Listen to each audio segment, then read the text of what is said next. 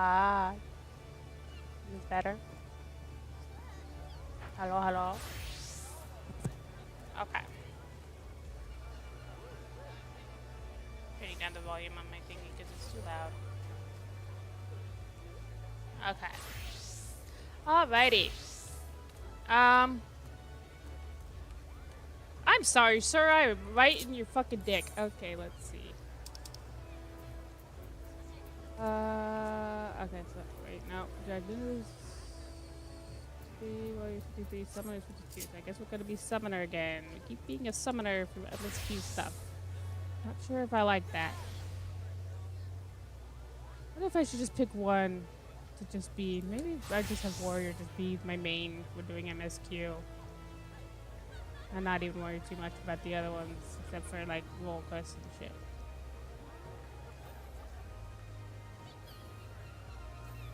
Maybe. I'll think about it. Anyway. Fucking. Okay, yeah. We gotta go there.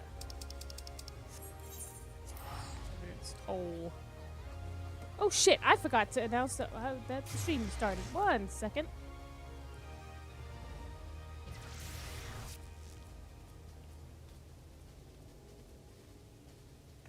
I mean, it's not like anybody watches it anyway, but still. It's like the principle of the thing.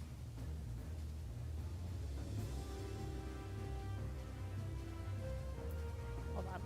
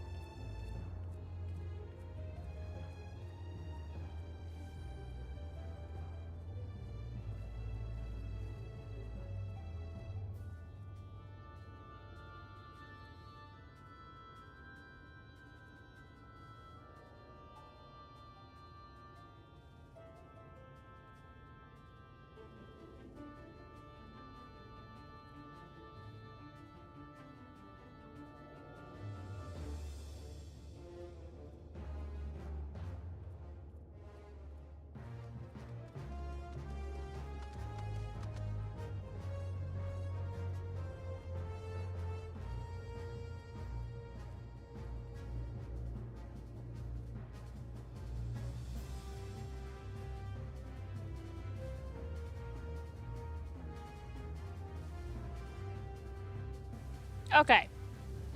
Back. Alrighty. So,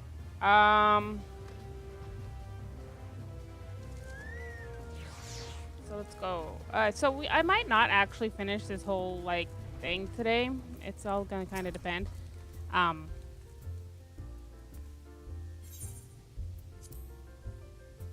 how long it takes and how much I want to keep playing. It's because, you know, like all this stuff, I mean, it's fine. It's not as bad as it was the first time when I was just so fucking sick of being in the same 3 locations all the damn time. But like, yeah, I don't know. Won't be born is tedious. Anywho, what are we doing? Talking to Minfilia.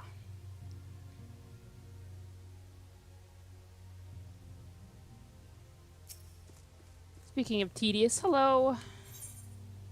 Minfilia's thoughts keep returning to the fate of the students of Baldessian. They got exploded. Our friends, the very isle itself, everyone and everything. No, it avails us not to speculate. Riage will send word if there are any developments. Until such time as he does, we must remain firmly focused on that which is within our power to change. With that in mind, I would speak of a different matter, one closer to home. It concerns etheric fluctuations which we had previously attributed to good King Mogomog XII. That the king is no more is a blessing for which we have you to thank. Yet all is not well with the Twelveswood. Our latest readings reveal an ongoing etheric disturbance of considerable magnitude. They may even suggest the presence of a primal. Needless to say, the mere possibility warrants immediate investigation, and I would have you... Knock, knock. Celia, I do not wish to interrupt, but we have a problem. Why does Minfilia have 2 names? I've asked this before, and I've not gotten an answer. What manner of problem? A band of refugees, hailing from Ul'dah this time, are come to Revenant's Toll seeking asylum. It would seem they expect us to afford them the same treatment we gave the Domans. At present, they are in the 7th heaven, awaiting a formal response. I see. Mayhap this was to be expected. I shall meet with them at once. Acelia, you know full well we haven't the resources to accommodate many more people. Consider what will happen if you do this. Word will spread and more will follow. Your opinion is duly noted, but I will hear their suit. I mean, like, it's not like we own Revenant's Toll. If they just want to come to Revenant's Toll, that's up to them. Nidhogg, I should be grateful for your presence at this meeting. Okay. You know what? Actually, yeah, I am going to do these 3 for MSQ stuff. Because, you know, maybe not. I don't know. Fucking, fuck. I don't care. This is warrior. Let's stick with warrior. I'm a rage monster. Let's go.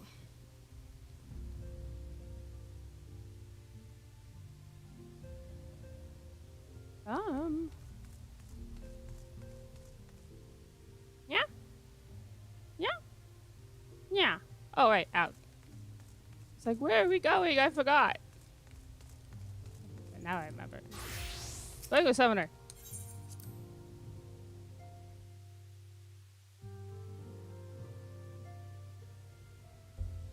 Okay. Draggle-tailed refugee. You don't have a tail. Dude, your nameplate is lying. Hi. Wait, what?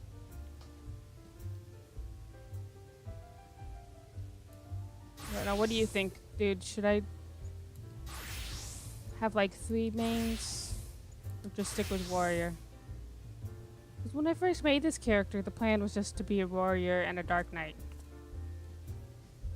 And then I just started picking up all this dragony, all this other stuff.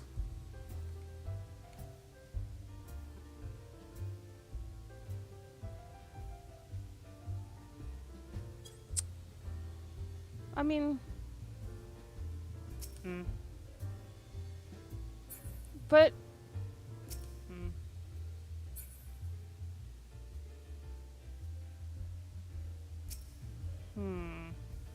Thinking. I mean, Summoner's not really gonna be, like, really suitable until I can summon Bahamut. Up until then, you know, even... I mean... It's the only way for me to use Akmorn. And that's like the dragon skill. That's the dragon thing, you know? That's what dragons do, is they use Akmorn. I don't know.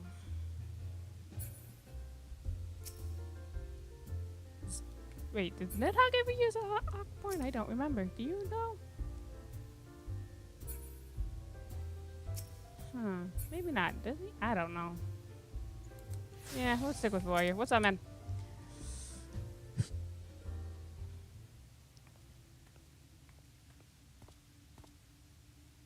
I apologize for keeping you waiting. My name is Minfilia, and I lead the Scions of the Seventh Dawn. Twelve be praised, it is you! We're ready and willing to work, same as the Dolmens. Just give us a task and we'll see it done. Pray calm yourselves. I appreciate your enthusiasm, but I know naught of your situation. Beg your pardon, antecedent. I ain't so good with words. We've been living off the scraps of Ul'dah for years now, trying to piece together a life to replace the one what got took. They say there's work, but there's not for an honest man. Not as wouldn't sully his soul sooner than his palms any road. The flames do what they can for us, of course, but it ain't near enough. And it's only getting worse. When the calamity brought us to our knees, those rich bastards in the city didn't help us up. They climbed on our backs. I don't pretend to be clever, but even I can see what's coming. I knew we had to run, and the only question was where, and then it came to me, Revenant's Toll. I mean, you took in them foreigners, didn't you? Surely you do the same for us. I fear the situation is rather more complicated. While it is true that we accepted the Dolmen's petition for aid, that decision was the product of extraordinary circumstances.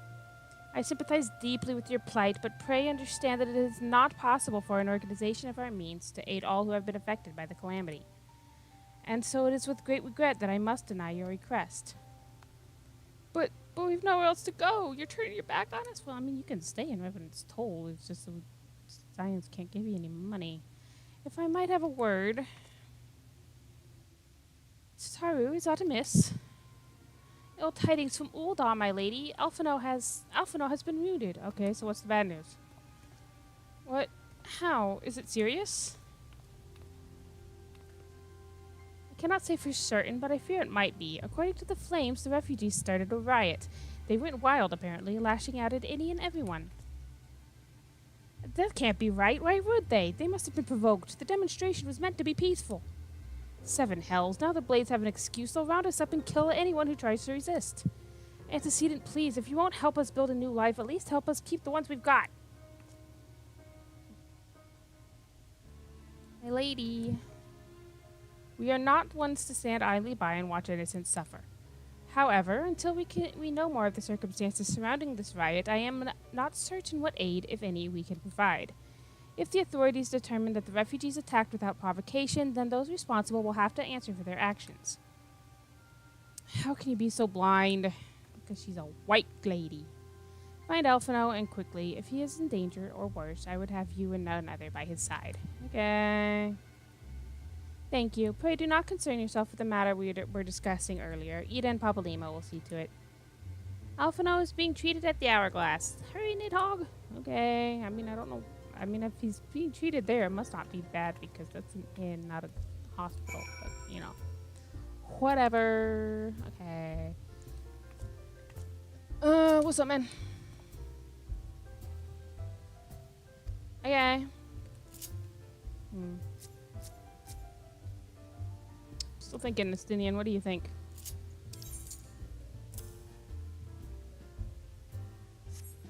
I think I'll put Summoner with the others.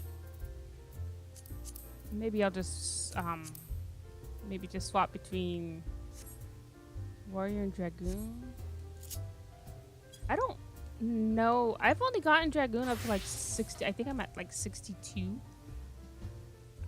So I don't actually know a whole lot about how its skills work at higher levels.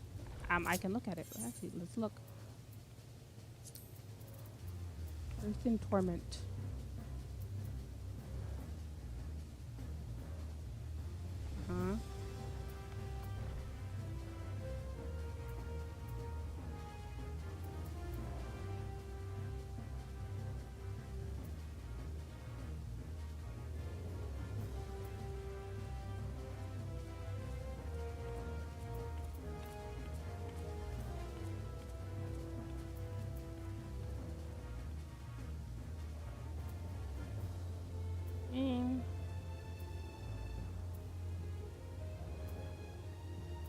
Yeah. Okay. Yeah. So I think I'll. Yeah. I think I'll just swap between For MSQ stuff, I'll just swap between warrior and dragoon. And right now, warrior is lower level, so we'll do warrior today. Okay. Let's see.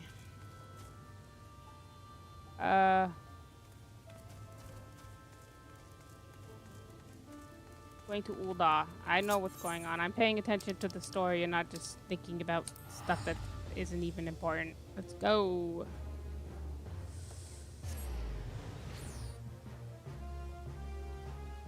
There's jeans on my chair. Okay.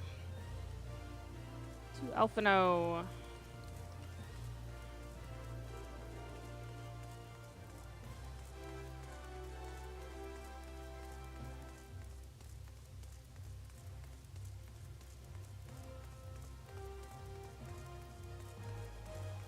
Hey girl, I know your brother. Bye.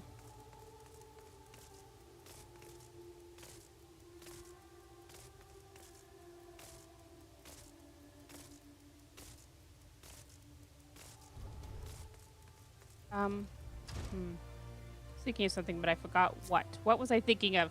Estinian. Stop that. Don't do that. So rude. Anyway. Hey.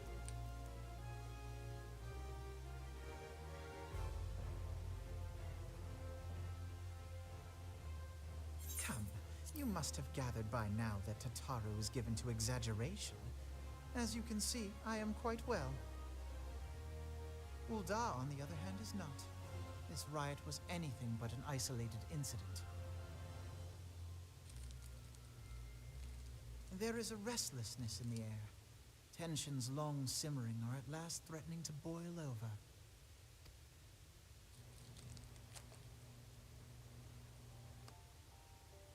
Ul'dah is a nation infamous for the great disparity between the wealthy and the poor. The majority of the populace accepts this state of affairs because they believe that every man bears responsibility. To an Ul'dan, money is the foremost, and some would say the only measure of a man's worth. Small wonder that the wealthiest wield the greatest influence. So where do the refugees fit into this social hierarchy? What place is there for those who fled Alamigo and the destruction of the Calamity? Plainly, there is none. They have no wealth, no power, and no worth. To the Ul'dan way of thinking, they may as well not exist.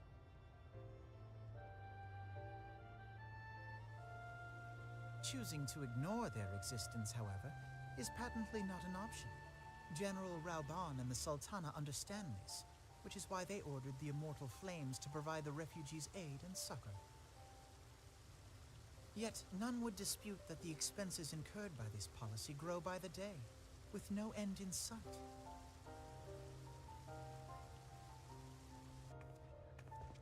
This has prompted more and more Ul'dans to question their obligation to aid these worthless wanderers. While more and more refugees have come to resent their treatment at the hands of the sneering citizenry.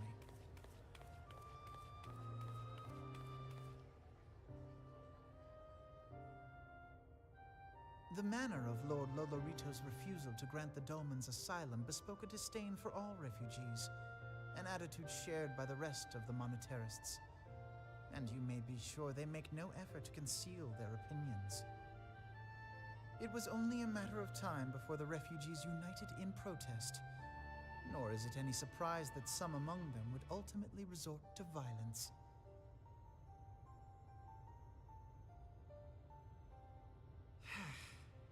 That the Immortal Flames should choose this of all occasions to engage in joint training exercises with the other Grand Companies. By the time they return, the situation may well have deteriorated beyond mending.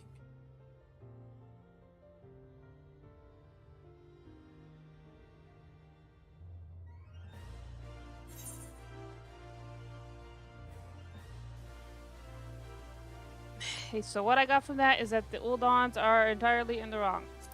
Alright. As usual. Complete.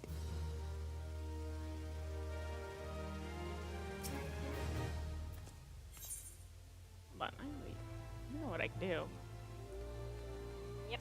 Alright, beautiful. Alfredo wishes to investigate the circumstances surrounding the riot. Hey. As I told you before, it was all but inevitable that an incident of this kind would eventually occur, given the rising tensions within the Sultanate. Nevertheless, I have reason to believe that this particular riot may not have begun spontaneously.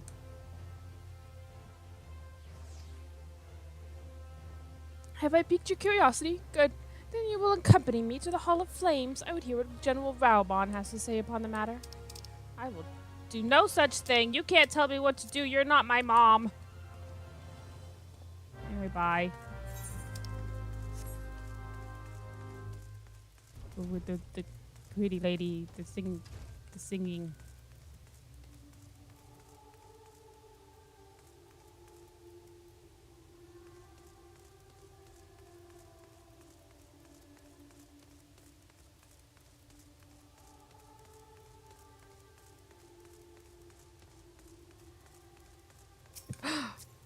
She's got a scary bird.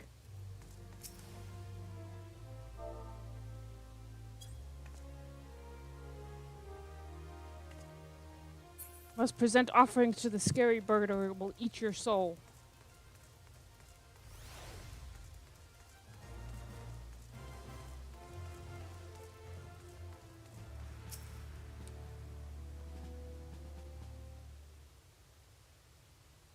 Now is not a good time, Nidhogg. My hands are full dealing with the refugees.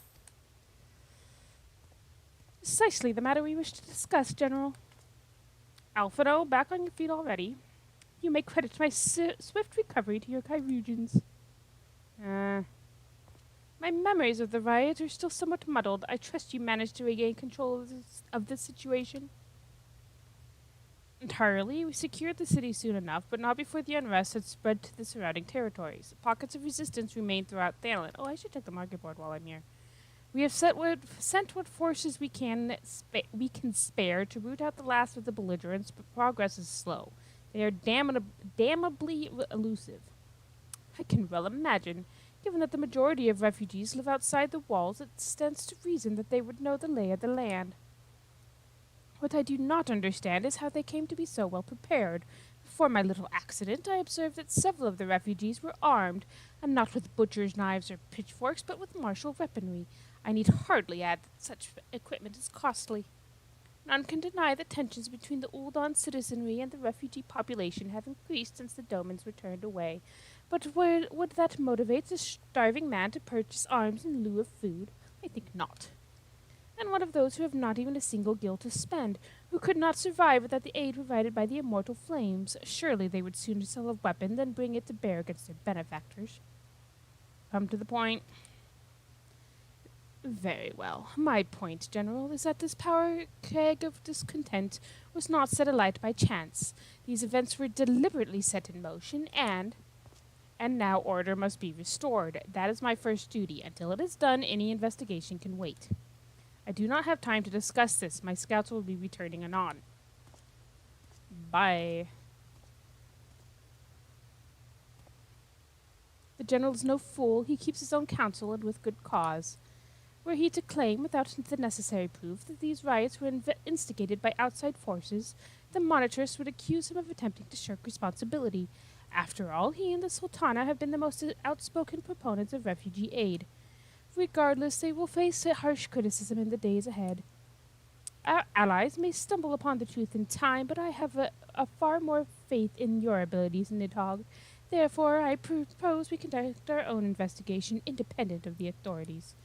To that end, I would have you make inquiries in the settlements suspected of harboring belligerents. Commander Swift will know which they are. He may balk at a request for such information, but I've no doubt you can persuade him with your silver tongue. I, meanwhile, shall seek answers in my own way, after which we can regroup and share our findings. Well then, shall we? Oh, sure, fine, whatever, go away. Bye. You know what, since this is an alt, I don't really want more than the 5 classes necessary for the, job. I mean, because on Nori, my primary alt, I only have, well, I mean, I do have more than 5, but I only use 5 right now. And my highest level class is 78, and I haven't finished the Stormblood patches. So I think I could probably do all of 6 and not have too much trouble keeping them on level, more or less. Okay, yeah, fine, I'll keep Summoner. Alright, dude, hi. Maybe I'll even pick up Dark Knight. You look as though you have something to say, Nidhogg, do you? What you ask is no simple flavor. Were such information to fall into the wrong hands, the lives of countless soldiers would be at risk. Even so, there is wisdom in your words. An able individual may be better suited to this task than a regiment. Very well. The Brass Blades have reported suspicious activity in the vicinity of Lost Hope. It may be unrelated to recent events, but we doubt it. I suggest you begin by speaking to the Blades posted there. Okay, bye.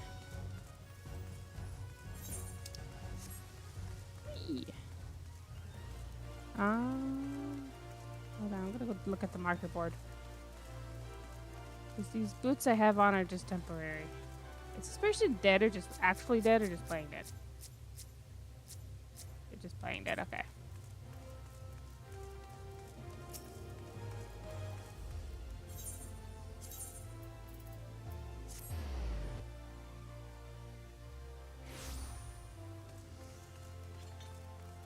Oh, there's a Lalafell convention. Up.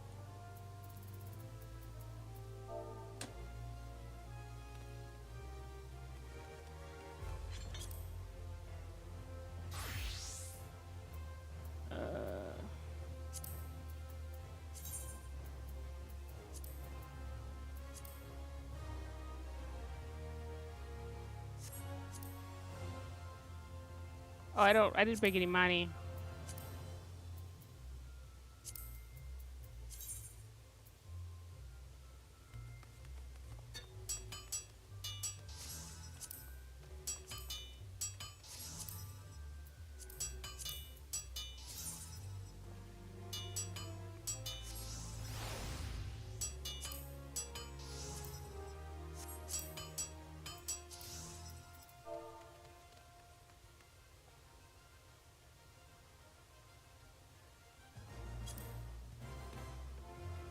Let's see, did I? No, for this one it was Sky Pirate.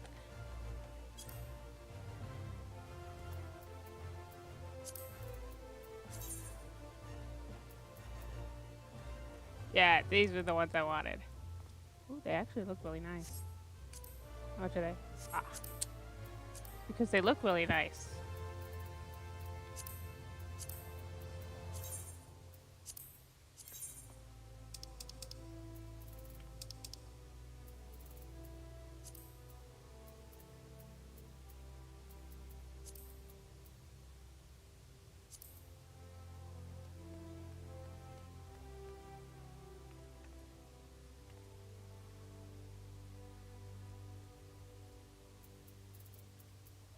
That's what I have.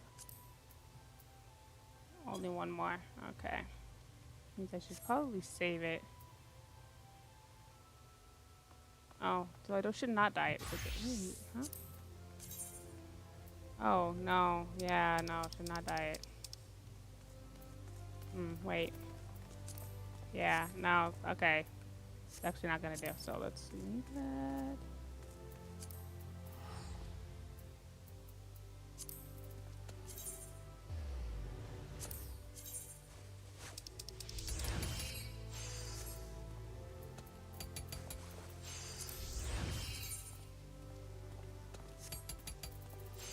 Yeah.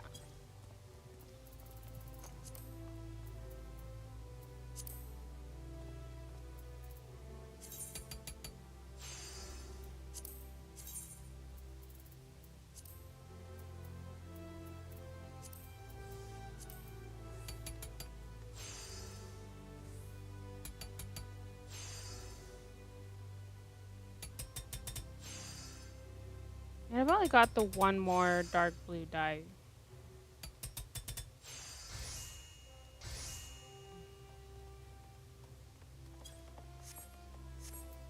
Wait, how much does it go for? Oh, that's not that's actually like surprisingly cheap. I'm gonna buy a shitload. I'll buy some.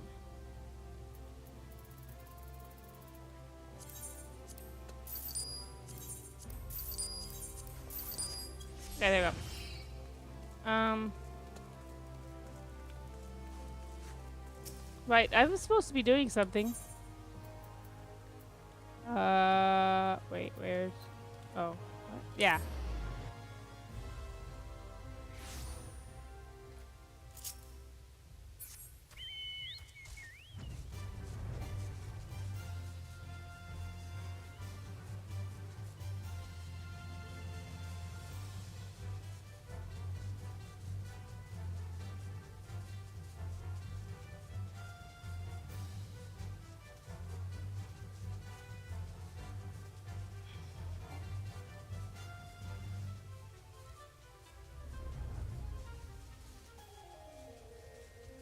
Wait, it's here.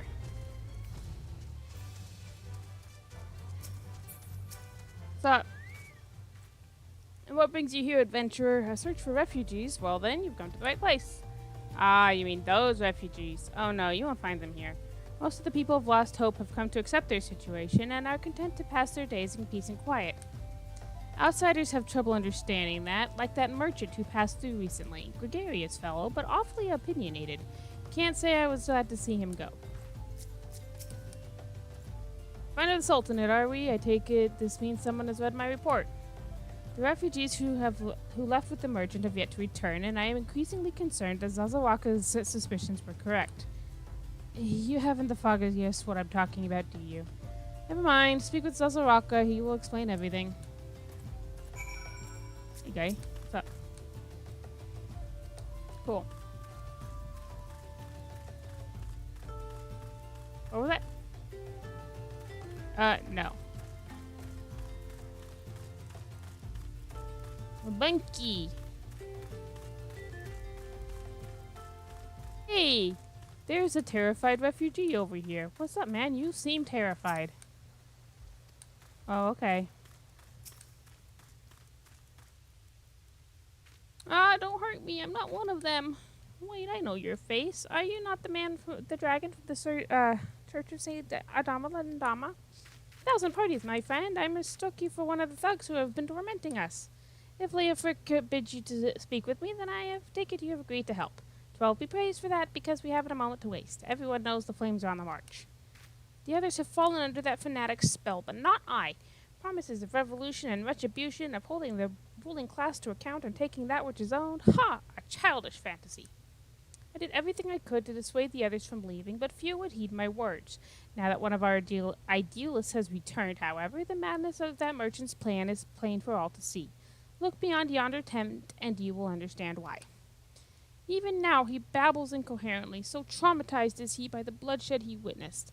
Try as I might, I can make little sense of his words beyond the fact that he was not alone in surviving. Yet I've no doubt that merchant will lead the remainder to their doom. I beg of you, find them before he does. Okay. Guy.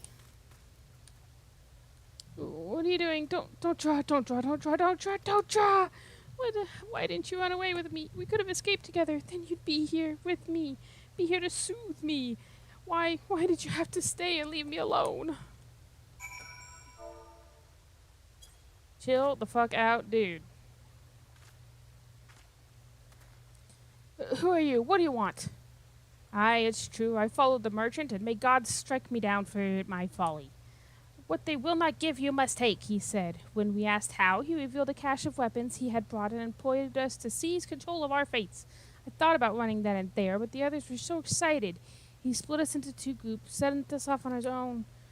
But when the flames found us, we didn't know what to do. Our leader tried to parley with theirs, but they started arguing, and then fighting, and then everyone was fighting, and the flames were shouting to give no quarter, and... Oh God, see the group. They're still out there. If we don't stop them, they'll be massacred by like mine was.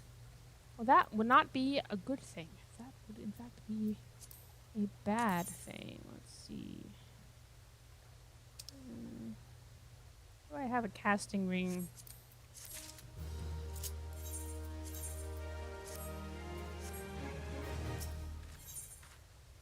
Terrified refugee I can't see. Thank you. Would have you find his brethren and convince them to lay down their arms. The other refugees are hiding in the caves south of Lost Hope, but to approach them would be fruitless. They would sooner call us agents of the Sultanate and try to kill us than listen to reason. Why, the twins might even deign to do the deeds themselves. A pox and all bloody sellswords. They were supposed to train us to fight, but the ones he sent with us vanished during the struggle. Oh, if only we had never listened to that merchant's ridiculous claims. He said our cause was righteous, that the gods would never suffer us to be defeated.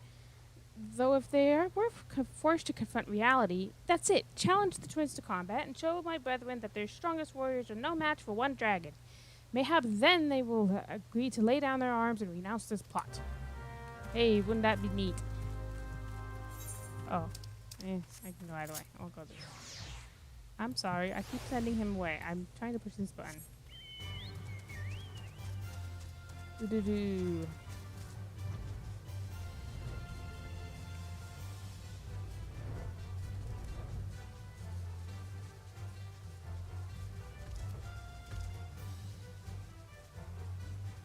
There he is. What's up, man? 7 hells, they found us. Everyone grab your gear and make for the rendezvous point. So that's your game, is it? Ha ha ha ha ha. Sorry to disappoint you, lad, but we're willing to kill you. More than willing to kill you ourselves. I'm not afraid of you and your little lawler of hell. Oh. Right. Yeah, my Bokucho.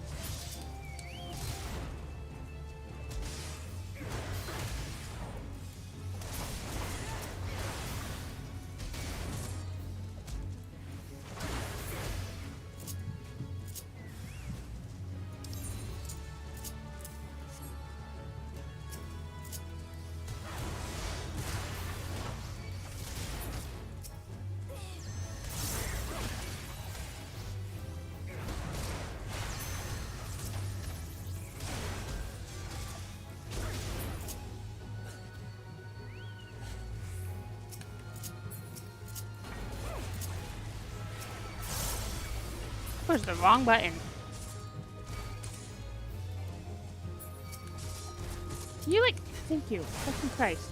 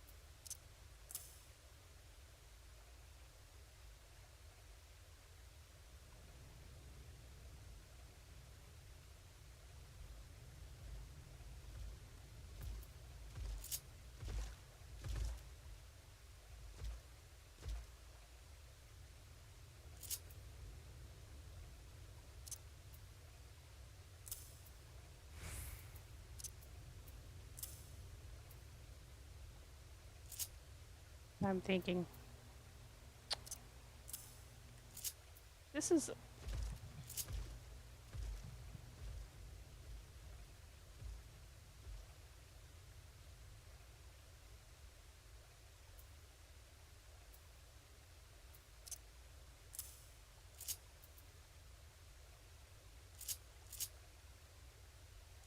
I have so much time before I have to worry about that. Okay.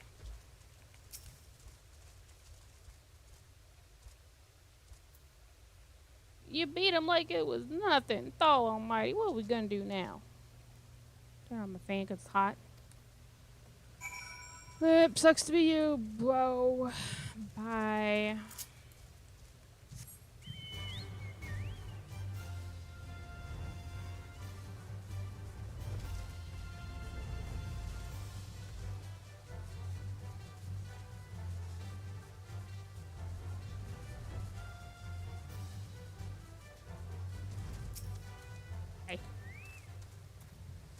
You've returned. Did you find my brethren? What of the twins? What happened? I I see. Well, you had no choice. Better that a handful of them take a beating from you than the lot get butchered by the flames. Tell me, what did the merchant have to say when it was all over? But where else would he be? Unless he went to Stone's Throw to recruit others? Well, that sounds like it would probably be bad. Which one is this one? I'll worry about it some other time. Terrified refugee would have you find the shady figure who is trying to stir dissent among his brethren. The merchant wished to approach the refugees in Stone's Throw, but was waiting until the flames withdrew their forces from the vicinity. Now that they have, there's nothing to stop him from continuing his work. How many more must perish in pursuit of this futile cause? How much more suffering must we endure before it ends? Find him, convince him to cease his mad quest. It will surely lead us to ruin. Okay, bye. Hold on. Oh, yeah.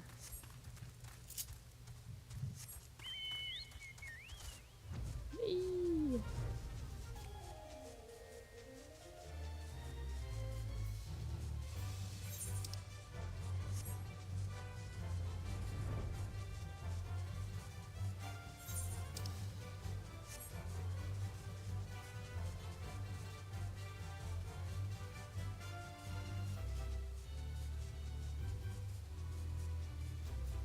Yeah, I think I'm just gonna finish this kind of section and then probably end the stream a little early because I'm feeling a little lightheaded and I don't really like that. Hi, kid.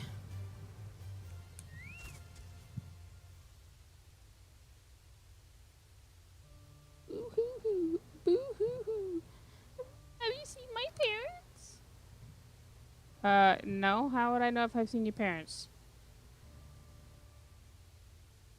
They told me to stay here with the others. They said they'd be back soon, but it's been days. They left the man from Uldar.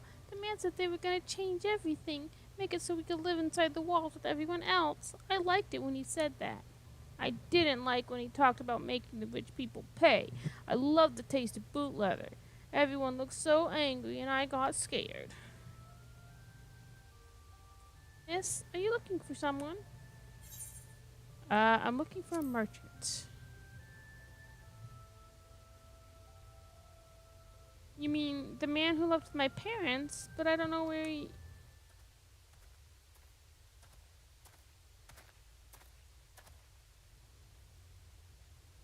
Wait, look, over there. I think that's him. Well now, which of these gullible fools shall be my next victim?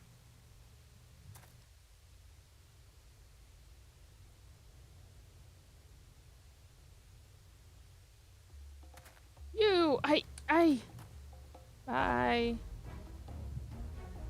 He's getting away! Go get him, mister! Okay. There you go. Bye again.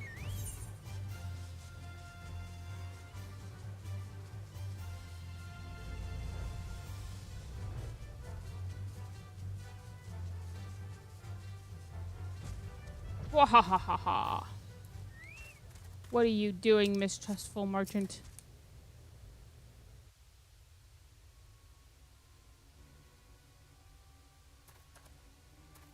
You again? Well, why are you pursuing me? Because you're acting shady. Sedition, treason, revolution? That's preposterous. Who has filled your head with these lies? Refugees? The self-same refugees who terrorize the streets of Uldar? Ha! You have no evidence to prove your accusations. None! No, I will not accompany you to the Hall of Flames. You have no right to detain me.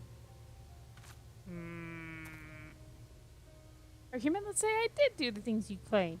Surely you don't think I give a Keycurn's ass about politics. It was business. Only business.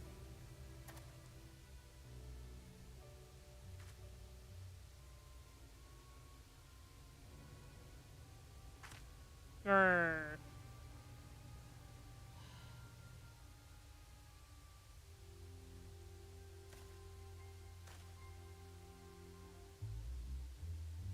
We both know I am not the one you want. However, if you agree to protect me, I swear I shall tell you everything.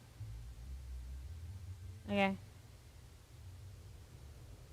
Bam. Oh, no. Somebody fetch a healer.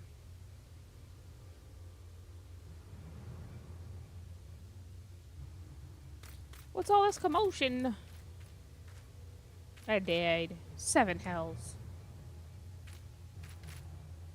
Tell the others to spread out and search the area. The killer may still be close.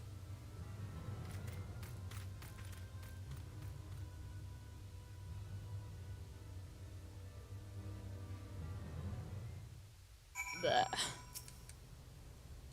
Hold, adventurer. I would know more about your relationship with the victim, as well as the events leading up to his death. This man was responsible for the recent riots. Mayhap we owe his murderer a debt of gratitude. In any case, it was obvious you are not the one whom we seek. You may carry on with your investigation, Scion. Okay, bye.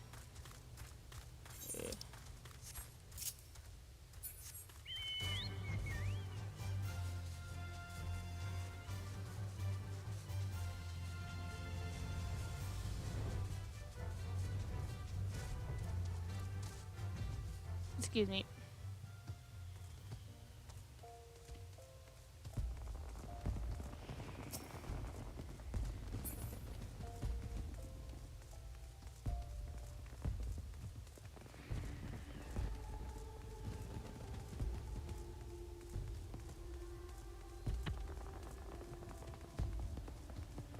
Oh, the little Yeti. I was gonna say, what the hell is that? Not that, this.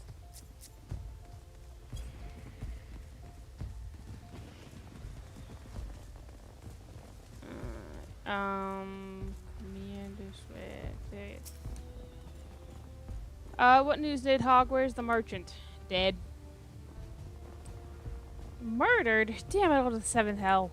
He was not simply murdered, Nidhogg. He was silenced. Too many knew his face, and he was ready to divulge his secrets. Do not despair, though. We may be closer to identifying the true orchestrator of these riots than you realize. Hey, wouldn't that be neat? Hold on.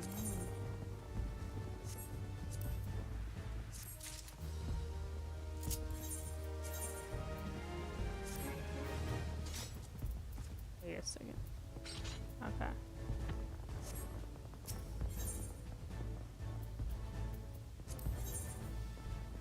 Swift has a message from me from General Valbon. The Flame General left word that you were to proceed to the fragrant chamber as soon as you returned. He wishes to discuss your recent discoveries as well as the results of our own investigation. Master Alphino has already been informed that and should be waiting for you outside. Pray proceed to the Warrior Promenade with all haste and speak with Bartholomew. Okay. Bye.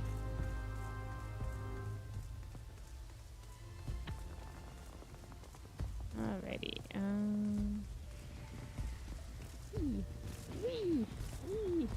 Wee.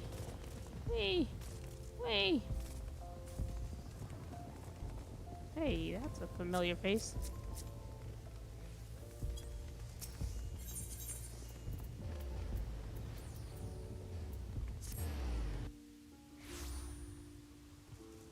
This way.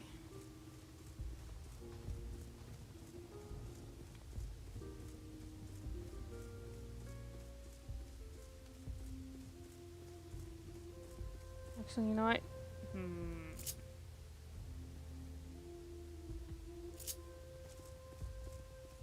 I don't know.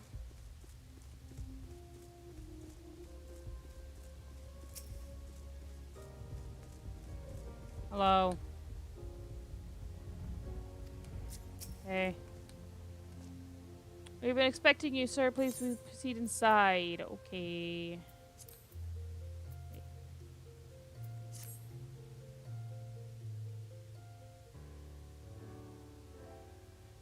Commander Swift has kept us apprised of your recent activities. You've made great strides towards quelling the violence. Despite our best efforts to determine what provoked this uprising, the truth continues to elude us. Have you uncovered aught which might shed some light on the mystery?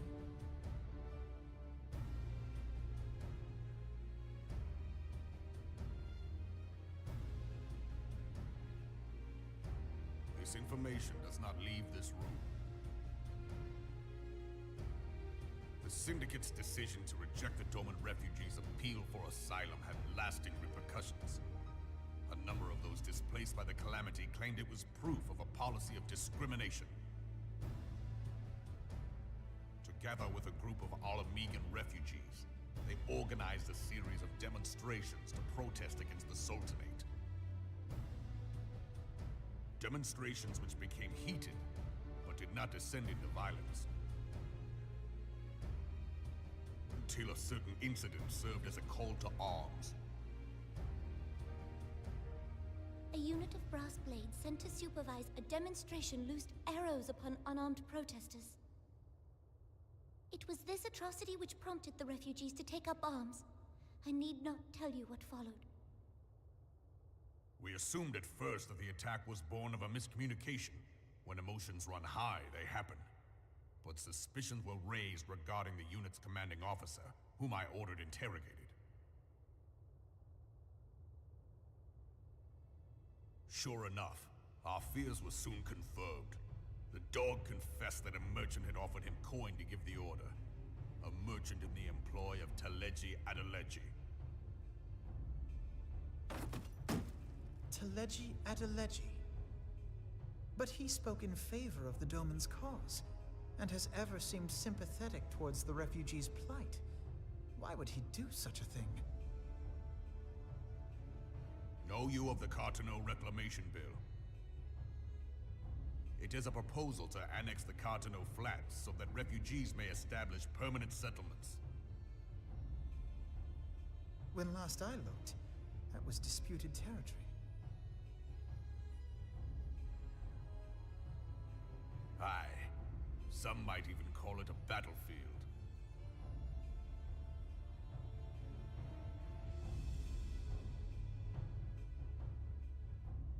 The destruction wrought by Bahamut was greatest at the Cartano Flats.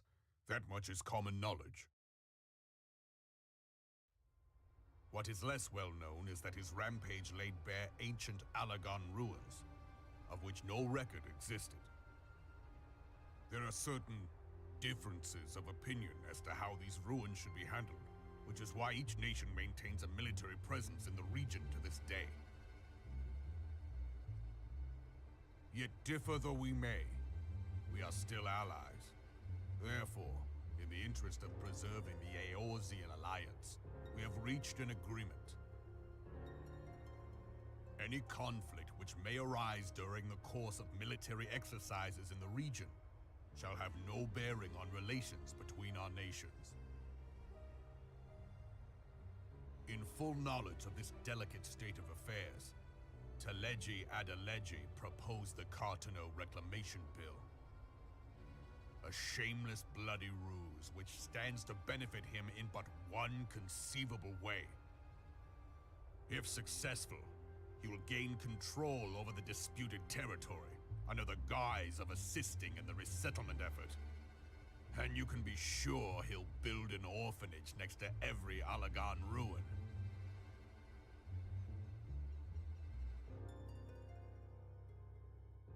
The man would threaten the unity of the Eorzean alliance and risk countless lives for personal gain. He walks a path all his own, independent of any faction and beholden to none of his fellows on the Syndicate. By inciting the less fortunate to violence, he hopes to convince others that the Cartano Reclamation Bill is the only viable solution. His sympathy for the plight of the Domans was not but posturing to gain credibility with the refugees. Of that there can be no doubt.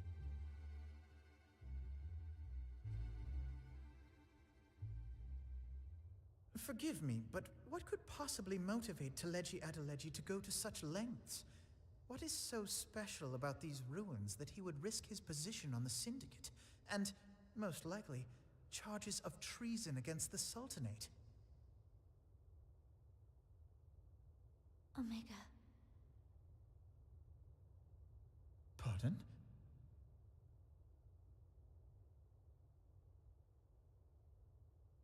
An Alagon monstrosity, Not unlike the Ultima weapon.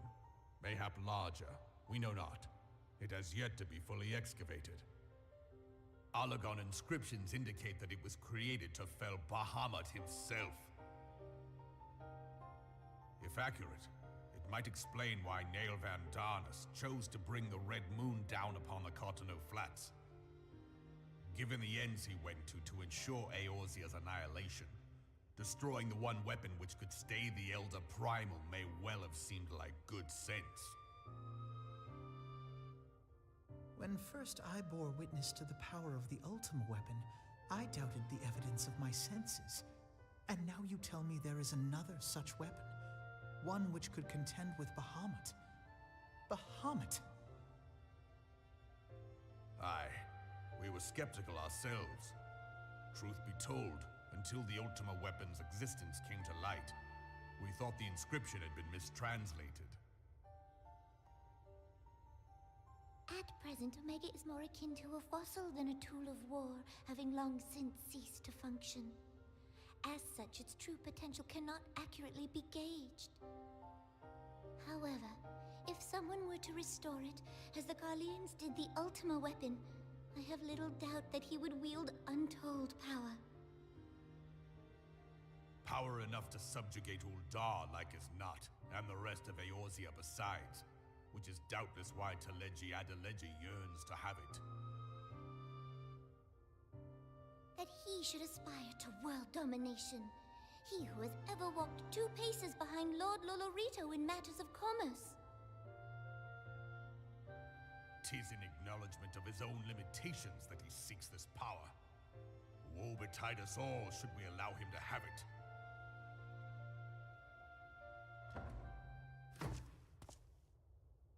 Pray waste no time chasing rats.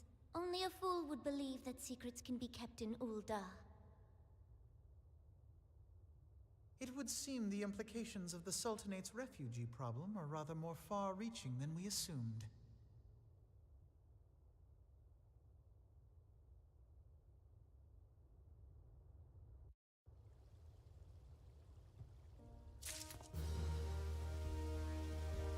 Politics!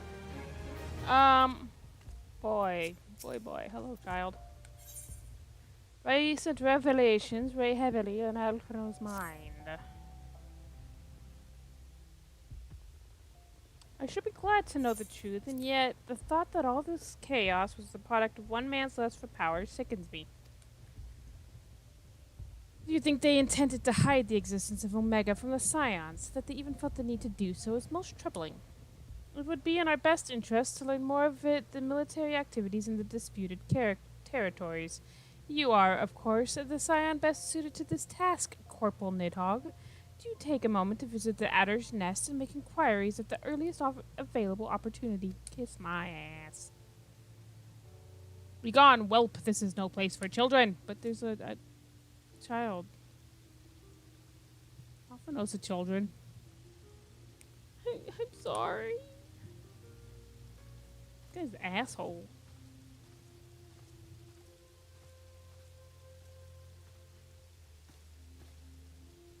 I was looking for you, mister. You said you were looking for the man who left with my parents. Oh, right. I forgot about that. You know this girl? I was looking for the man who left with her parents. He got shot. So he visited Stone's Throw as well. I see. Did you find the man? Were my parents with him? They were not, I am afraid. However, I can think of several places they might be. If you like, we can go and look for them together. You'll help me look, mister? Sure. Of course, but first I must needs finish speaking with my friend. He's telling me a secret, you see, and no one is allowed to listen. Mayhap you could wait for me by that pillar over there. We require but a moment. Okay, mister, I'll be waiting. Okay, bye. It's weird how all the kids look the same age, but they act anywhere between the ages of 5 and 14. I'll take her to the quicksand. Mayhap nobody will know what to do. Legion of Garleans and ether-starved primal. Even dealing with an Ascian would be preferable to this charade. Sometimes I fear Minfilia is too ambitious. We rush hither and yon in response to threats as they arise without concern for the strain it places on our limited resources and ourselves.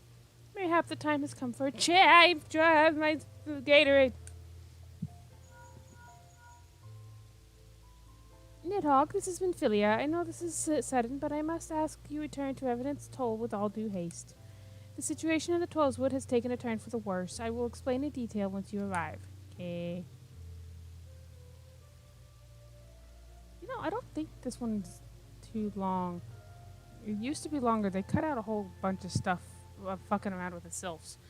The Trollswood, the primal threat she spoke of before, has been confirmed. I have received no reports of Ixali activity, which leaves the sylphs. Go, Nidhogg. You know as well as I that the appearance of a primal takes precedence over all else. Oh, and when you arrive, to inform the antecedent that while I am grateful for her concern, she needn't fear for my safety. I am more than capable of protecting myself. Sure. Bye. I found a new little girlfriend.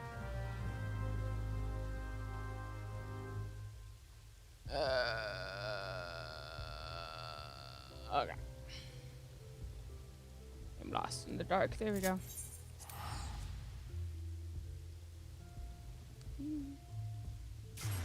Bam! There it is.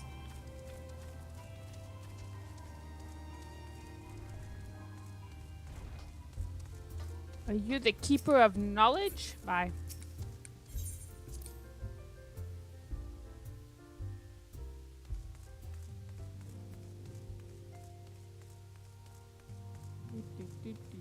Bam.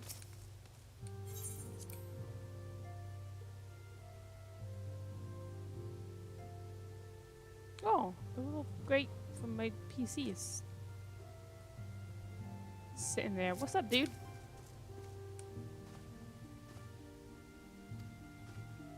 Okay.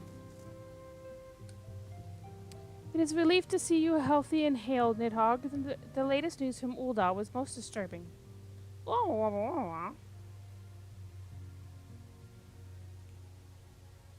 Clearly, the only injury Elfino suffered was to his ego. Doubtless it will heal ere long. The other scions will need to be present for this meeting. If you are ready to begin, I will summon them now. Yay.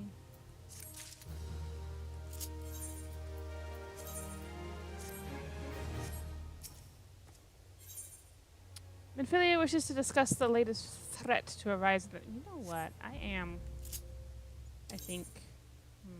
Yeah. Yeah, I'm gonna go with the, just my original plan of just swapping between,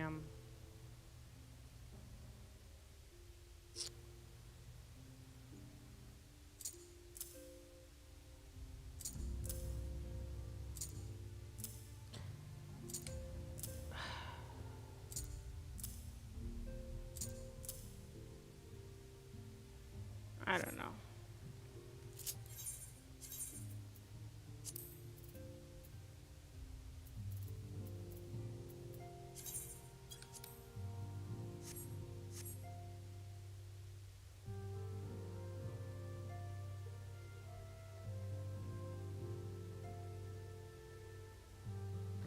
Yeah, I'm not gonna bother with fucking roll class on this character. I'll just stick with I'm just gonna stick with Warrior and Dark Knight. Go stick with my original with Plan A. And then maybe like if I ever get caught up with the MSQ, then we'll level the other classes or something. I don't know. We'll see. Minfilia, yeah. I think I already read that. Or maybe I didn't. I don't know. Whatever. I have to turn my glasses off so the eyes on my little dude doesn't go haywire. It's giving me a headache. Thank you for responding to my call with such haste. Rest assured, I should not have summoned you were it not urgent. To business, then. I have received some of the most disturbing news from the Order of the Twin Adder. They have reason to believe that the sylphs may have called forth their revered guardian, the primal Ramuh. I'm sorry, may have, then it is not certain. The Elder Seedseer informs us that the elementals themselves murmur of the Lord of Levin's return to the forest. The Sylphlands, however, display no signs of undue commotion. Forgive me, antecedent, but the fact that that fact need not contradict the elemental's testimony. Unlike his more bellicose compeers, Garuda and so on, Ramuh is reputed to act only in defense of his children. I imagine he would soon make his presence known if any were foolish enough to directly endanger the Sylphs or their territory. The abruptness of this development concerns me. Were we not keeping a close watch on the touched ones and their movements?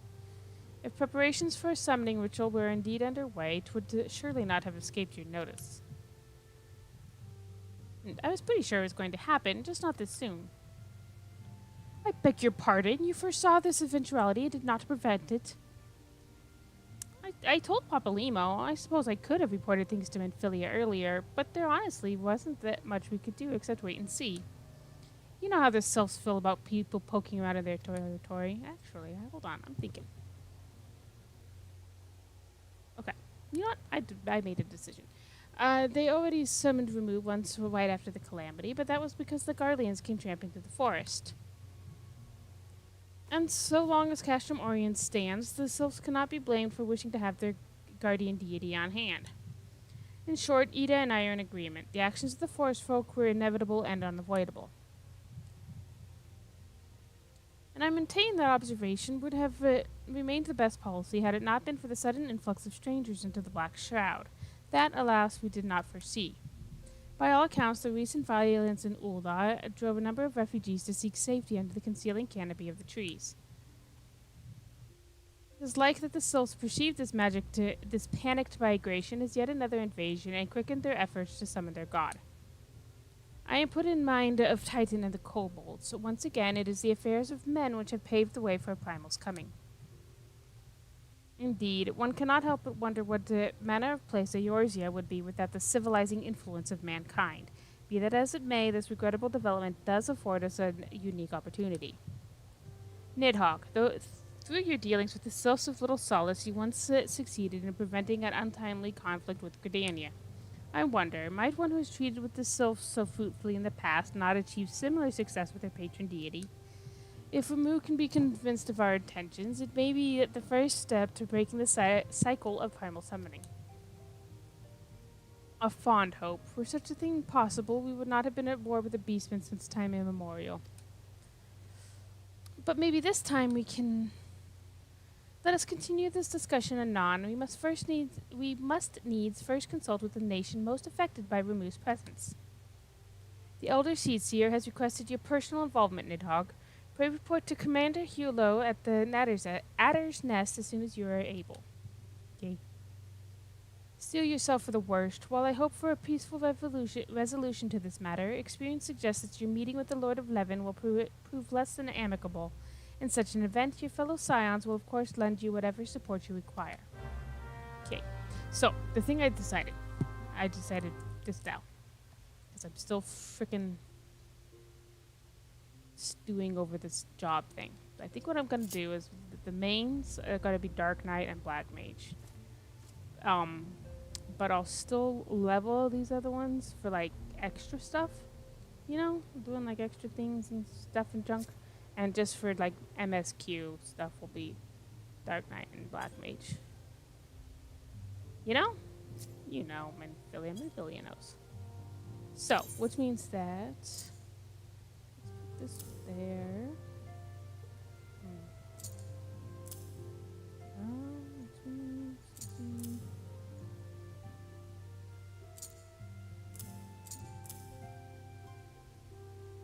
Because I'm still planning on I'm gonna pick up Astrologian at some point, so.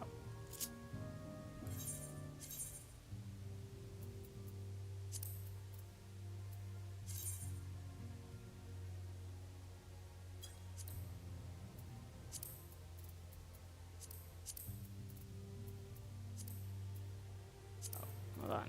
Shit.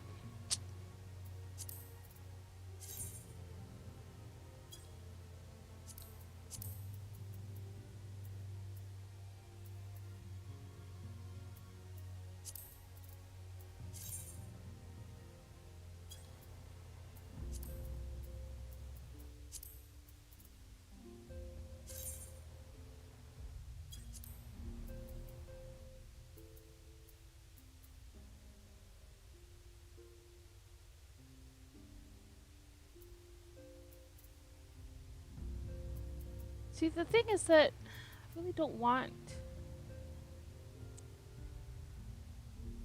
having more than 5 classes on an alt. Just really just does not seem like super worth it, you know? I mean, what? Yeah, 5. So between them, I just feel like Black Mage is kind of.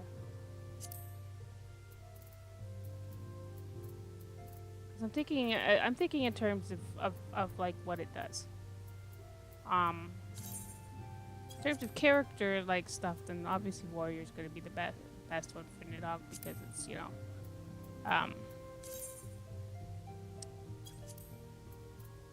it's powered by anger and so is he. But like speaking of like the stuff that he does, he mostly uses like fire and dark type things, which would be like Black Mage and Dark Knight would work well for those.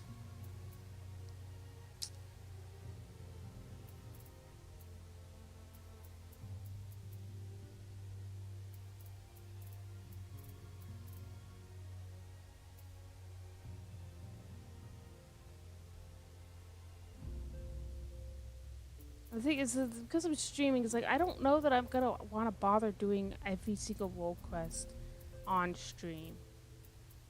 At least not for. I don't know. I mean, I like them. They're better than like the individual job quests, but like.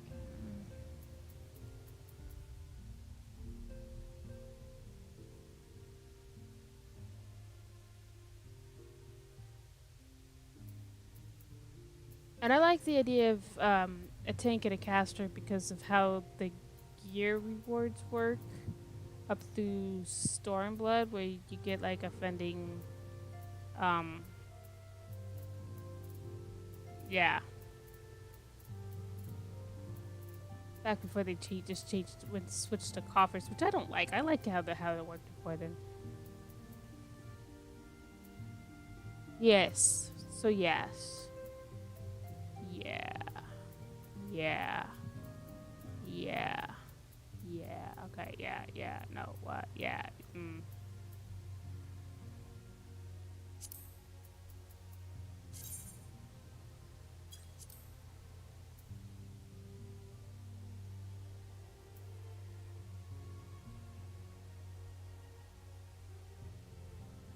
Also, and I mean, you also got to think about like what classes I like playing, and I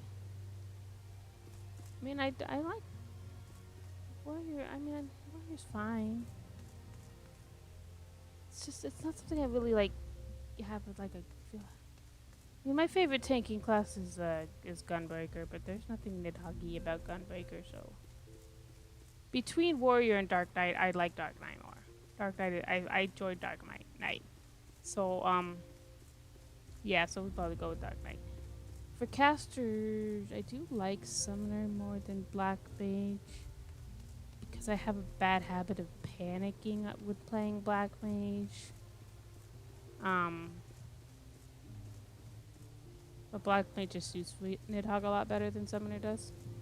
So we're probably gonna go with Black Mage.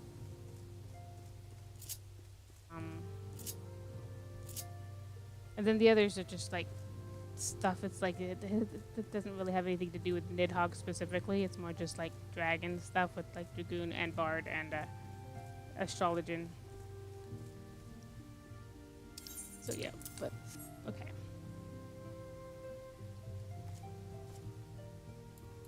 So I think I'm going to move. Yeah.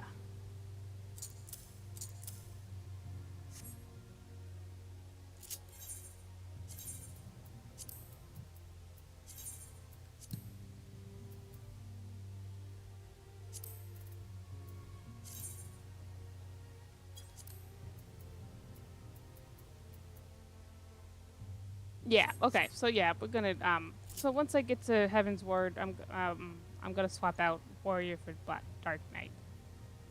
And then just like when doing MSQ stuff, I'll just be either Warrior or a Black Mage. Depending on which is lower level at the time.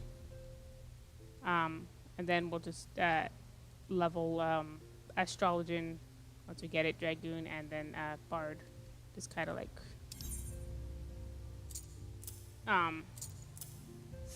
whenever, you know.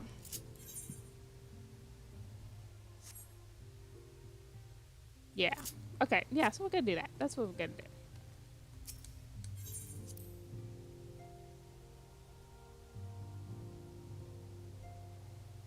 And then, like, eventually, if we ever get caught up on the MSQ, then we can always go back and pick up. We can always go back and level summoner and warrior up to max if we feel like it.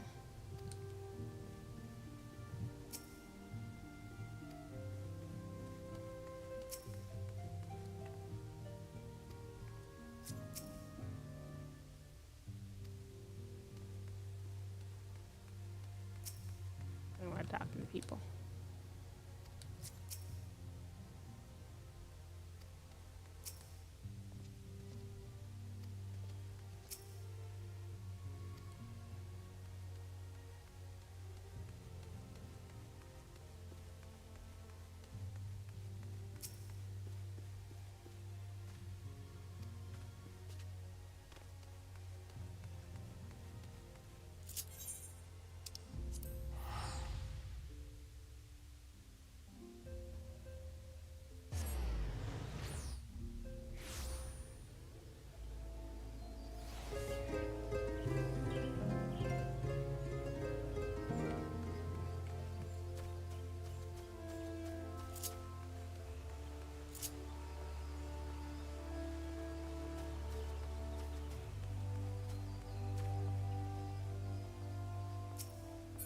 What's up, man? Corporal Nidhogg, your arrival is most anticipated. The appearance of a primal is ever cause for alarm and unease. Though my men stand ready for any eventuality, I know of none more qualified than you to snuff out this threat. Indeed, I would have you do so without delay. The elder Seatsier, however, would speak with you first. She is of the opinion that your diplomatic, rather than martial, skills may better serve our cause. I will leave further explanation to our learned leader. Pray, make your way to Nufika's altar. The conjurer in attendance will admit you to the lotus stand. Okay. Oh, I probably have. Yeah. Alright. Oh. Hold up. I agree. Oh, wait. It's right over here. There's no point in using the Ethernet shard. It's just around the corner.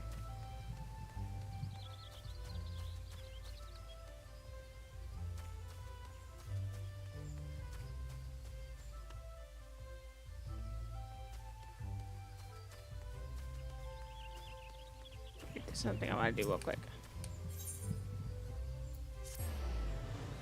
Something very important. Of utmost importance. Nothing is more important than glamour.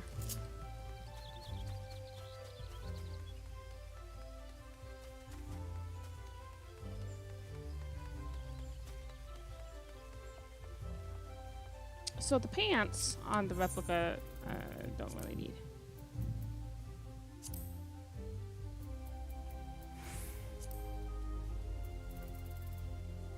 Oh, something that I don't really need. Hold on to it.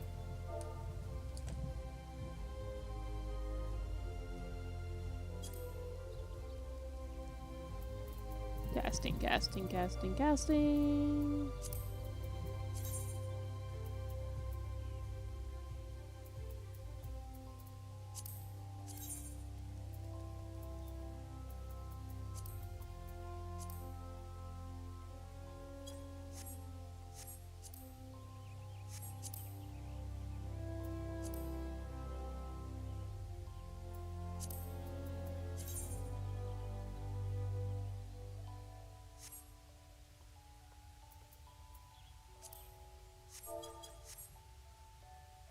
Okay.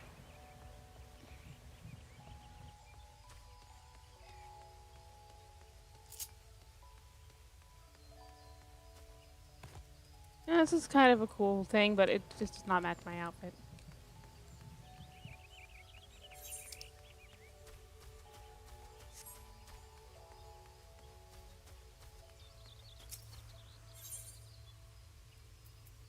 have the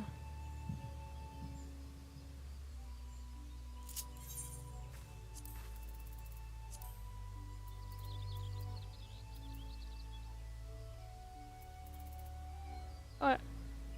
No. What? Why do I? Why do I have the white mage one?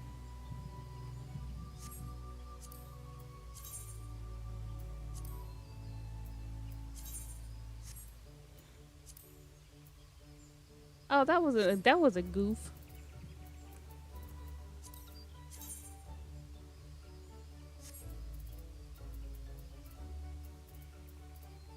Gonna have to sell that on the market board. Or stick it on the market board, and then I needed to get the thaumaturge one. Oh well. Really, I probably don't need to be spending money on any of them because I'm eventually gonna need to farm that that trial anyway, so I can get the mount. Which means I'll naturally just end up with a shitload of the weapons.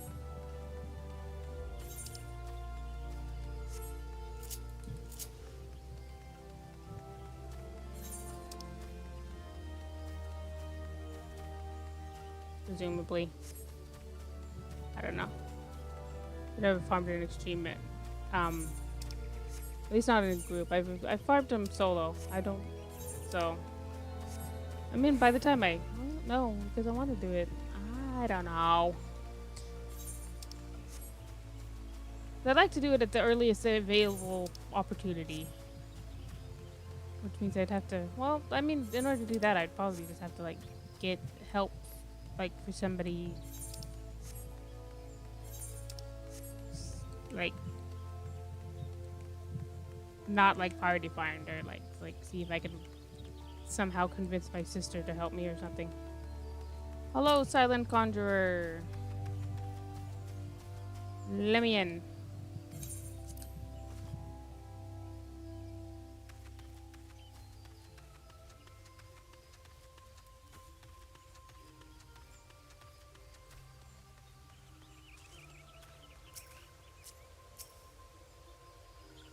Oh, this is a voiced cutscene. Scions of the Seventh Dawn, on behalf of the people of Gridania, I bid you welcome.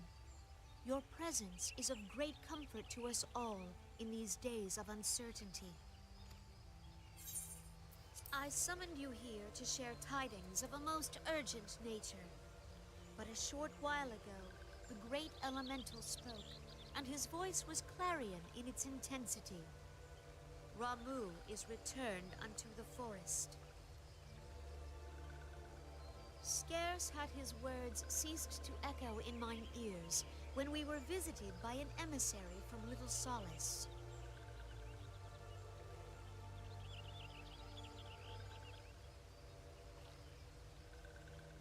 Our guest informs us that the sylphs too have sensed the presence of the Lord of Levin. Though his exact whereabouts remain unknown, we may safely assume that the primal was summoned within the heart of the Sylphlands. Unlike the other primals you have encountered, Lord Ramuh is no raging avatar of destruction. He is revered as much for his wisdom as his strength, serving as both arbiter and guardian to his children. Given that we and the Sylphs found a way to share the Twelves Wood, it is my hope that this sagely immortal will be amenable to reason, and that conflict may be avoided. Blessed as you are with the power of the Echo, you are one of the few among us who may commune with a primal without fear of influence. I would ask, therefore, that you represent us in this most delicate of negotiations. The Twelves Wood has suffered enough. Upon this, we and the Sylphs, and I would venture Lord Ramuh himself, are in perfect accord. Let us not endanger our shared home by engaging in unnecessary hostilities. Dear friend, I beseech you, safeguard the peace which exists between our peoples.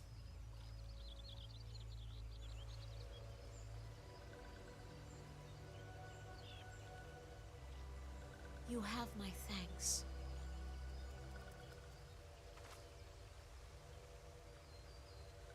Pray make for little solace, then. A member of the Order of the Twin Adder awaits you there. He will advise you on how to find the Lord of Levin.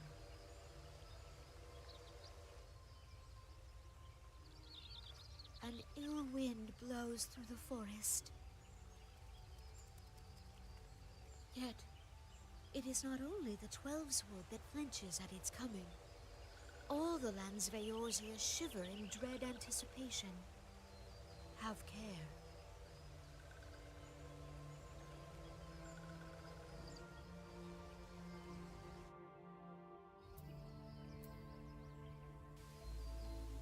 You know, it kind of sucks that that sylph doesn't have a voice. But on the other hand, there's nothing to stop me from doing my sylph voice, which I enjoy doing, so I guess it's fine.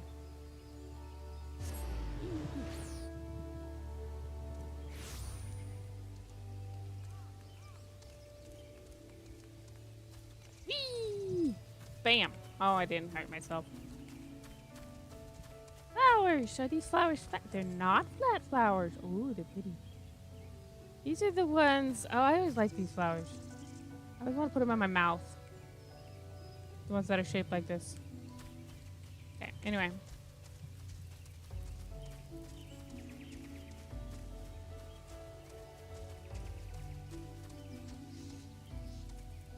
I think when I was a kid, I used to like blow on them like they were orange.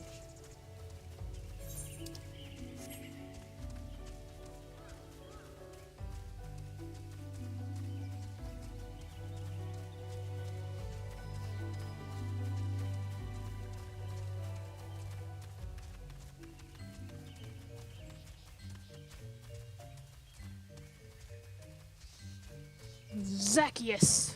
Alright, what's up, man? Corporal Nidhogg, I was told to expect you. I understand you go to treat with the primal Ramuh himself. An unenviable task, but one for which I have no doubt you are well suited. I have been told that your fellow scions are conducting an investigation of the area as we speak, that we might ascertain the location where the Lord of Levin might be found. I would ask that you abide here until they return with their findings. Yeah, there used to be like this really long and annoying little sequence here where some of this tempered sylphs were pretending to be the scions, and you had to like figure out which is the real one. But they don't do that anymore. The serpent lieutenant looks about seemingly awaiting a visitor. I was told that a messenger would be sent as soon as your fellow scions had finished their investigation. I do not imagine it will be yet much longer. Oh. This one returns, and returns with good tidings. Wise ones have finished searching and have wisely identified the precise location where the touched one summoned Lord Ramuh. Your timing is impeccable, my fluttery friend. Might you be so kind as to escort this good man to his fellow scions? It would be this one's pleasure, Walking One. Please, please come with this one. Bye. I like the little bumpiness that indicates that suggests that it's got invisible legs. I cannot confirm that it does. I don't know enough about gameplay, about game design.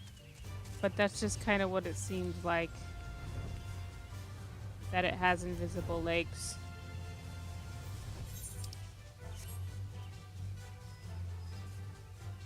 Eee.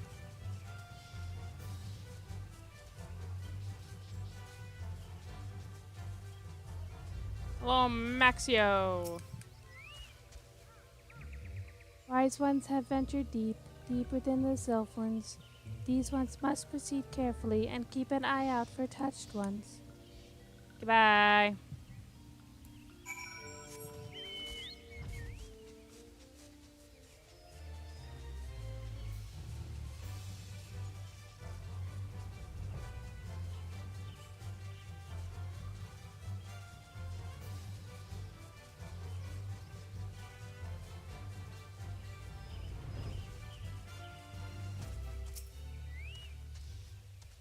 This one is most sorry, but this one can go no further.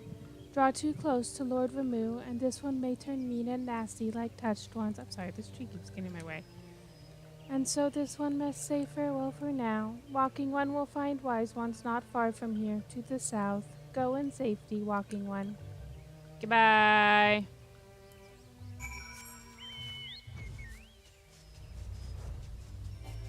And the one downside gonna be going on because I started testosterone last week. The one downside is that once my voice changes, I won't be able to do the self voice as well anymore. I mean, not that I can do it very well now, but you know.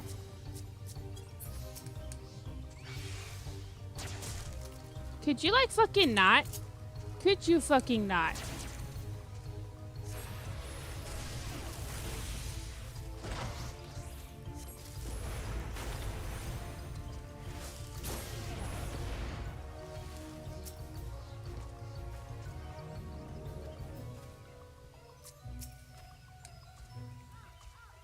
So it's actually you. I'm relieved. For a moment, I thought we were dealing with another one of those confounded sylph tricksters. I swear, with them wreaking havoc with their skin-changing magics, it is a wonder I was able to finish taking my measurements. Yes, it was quite the ordeal. You should have seen the look on Y'shtola's face when the one impersonating you suddenly showed up. That is quite enough, Papa Limo. Ahem, my apologies. It is not like me to ramble so. At any rate, as I was saying, I have finished measuring etheric activity in the area and pleased to say that I have reached an indisputable conclusion, to wit, that Ramuh is called forth in the vicinity of the Sylph's Aetheryte. Come, Nidhogg, the Lord of Levin awaits. Cool.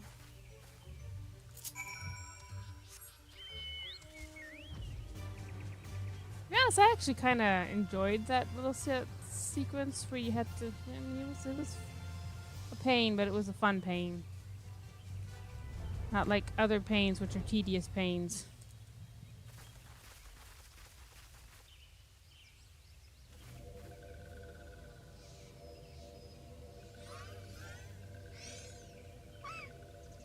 Gasp. Aww.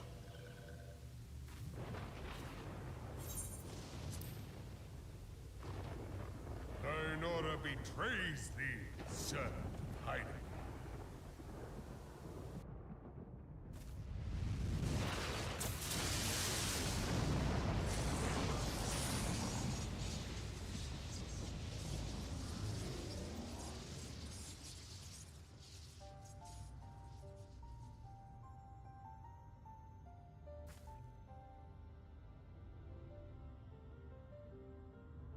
Thou art the bringer of light, bane of Ifrit, Titan, Garuda, and Leviathan.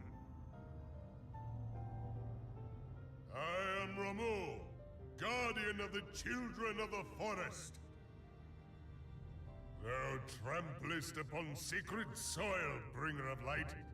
By what right doth man intrude in this sanctuary of the sylphs?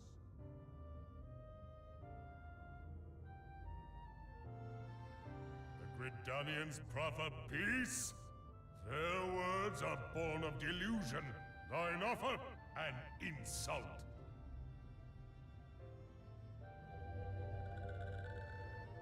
Thou speakest of harmony, yet carest naught for my children's desires. They did but wish to dwell beneath these boughs in solitude, yet even that was too much to ask of man. Thus did they turn to me for succor. The sentence I pronounce upon thy kind is just. Gridanian or Garlean, it matters not. The good intent of one excuseth not the misdeeds of the other.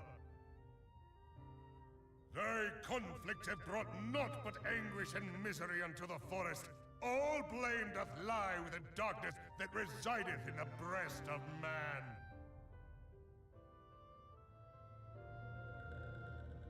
Whence sprung this calamitous seed? In the beginning no such duality existed. Were light and dark given form when man was born? It would explain much. Not least why strife and sorrow follow ever in thy wake. Thou canst not deny the urgings of thine own nature.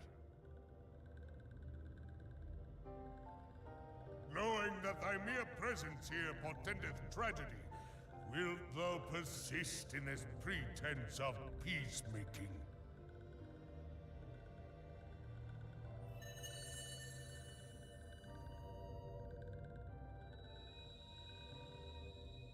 Thou bearest the crystal which I bestowed upon my wayward charges, that they should entrust so precious a gift to thee.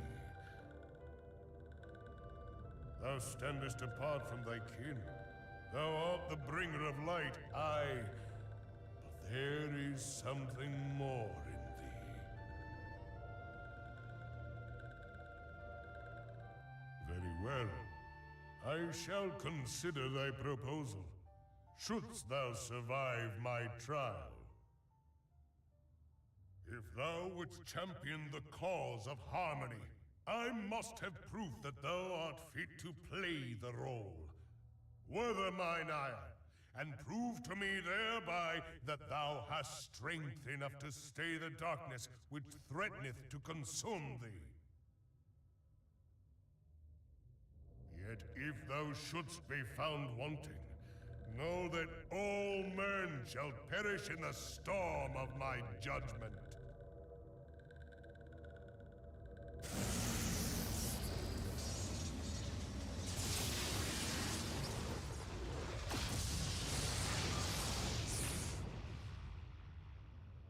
Come to me, bringer of light. I shall await thee on the field of battle.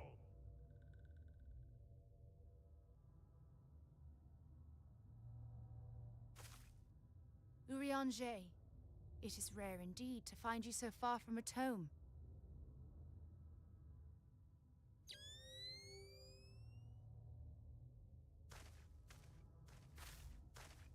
The Lord of Levin himself. Never till this day had I looked upon his visage, save in painted renderings made faint by time. Ever shall this scene remain etched in my mind's eye. Beg pardon, my lady.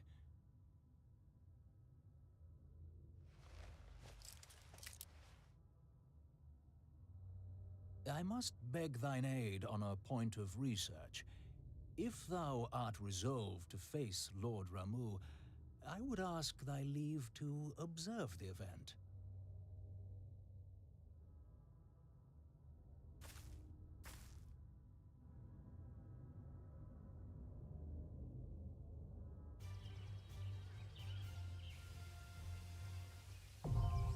Man, can you imagine the static electricity in that beard? You touch him and then you get blown back a mile. Okay, don't want to get aggro that, Okay, fine. I was just about to head back to fucking Sanctuary anyway. Very important that I make sure that my gear is all in order. So portrait.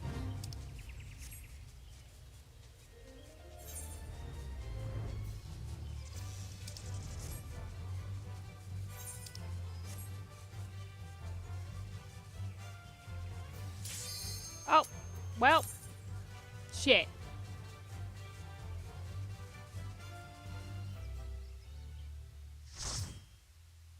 Guess I'll just have to deal with my noticeably low conditioned gear.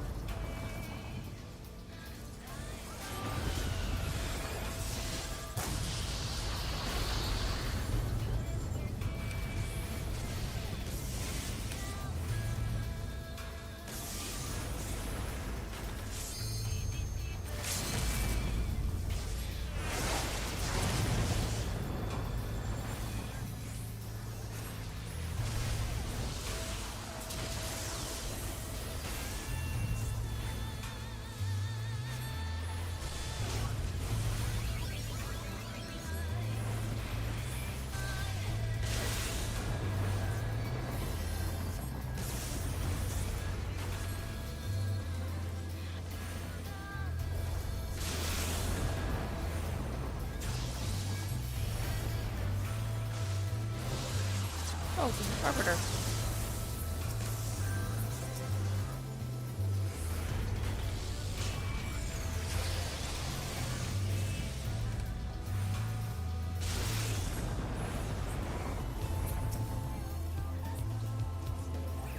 Just ignoring him, greeting. Yeah, that's fine.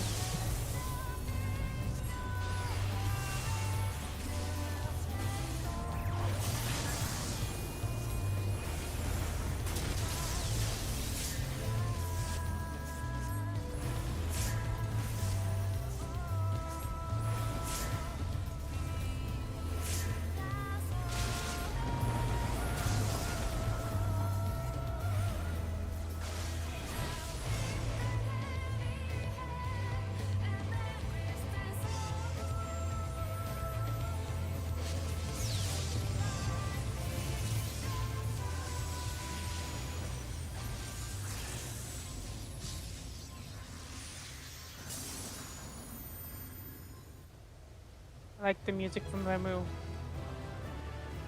It's not my favorite. That's still Mag, but I do quite enjoy it. It's really cool. No commands, assholes. I have taken thy measure, bringer of light.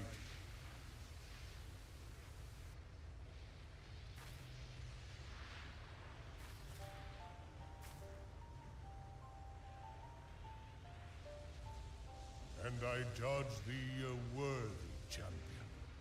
The task of excising the sin that hath taken root in man's heart is thine.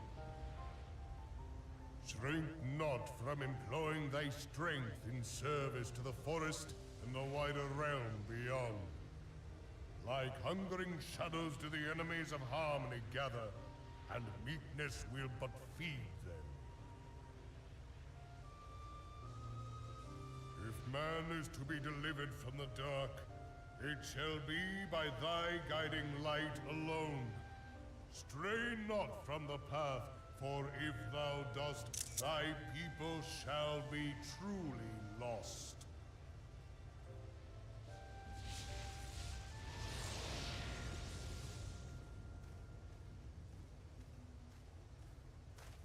Thou hast slain the Lord of Levin.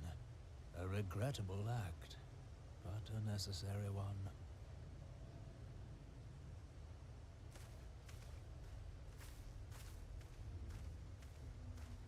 In witnessing thy struggle, a truth hath been revealed unto me. If I mistake not, it may yet prove a chink in the eternal armor of the Assyrians. But let us conclude our present business. I shall expound upon my findings at the Rising Stones anon.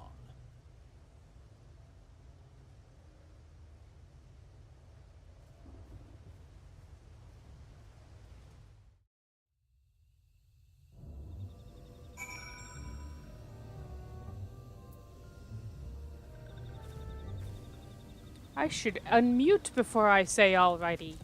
Alrighty.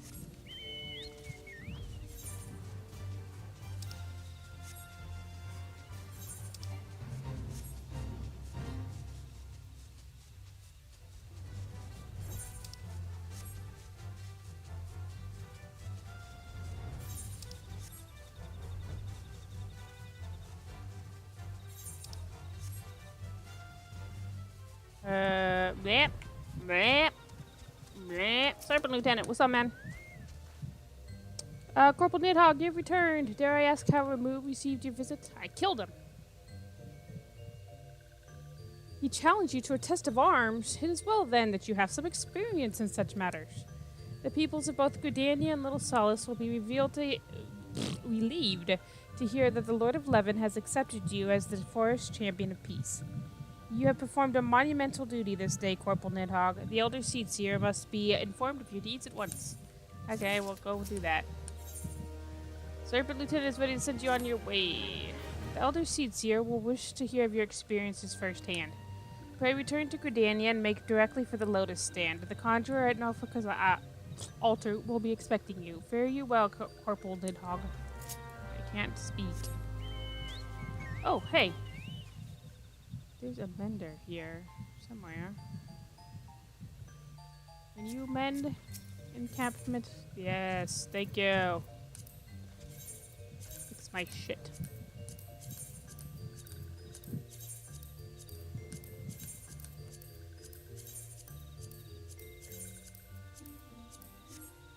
Yeah, okay. Whee! Whee!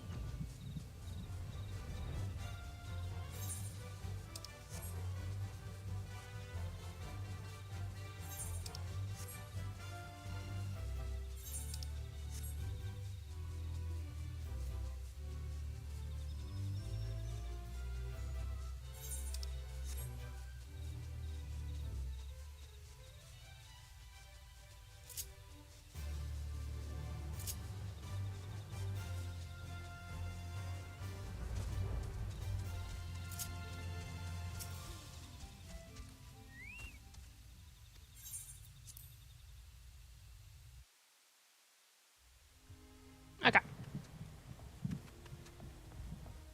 If I end the stream, I'm gonna have to drop off my summoner stuff in the either my wife or my sister, and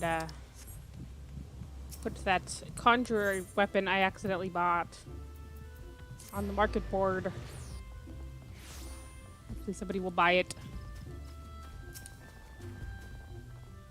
Hello.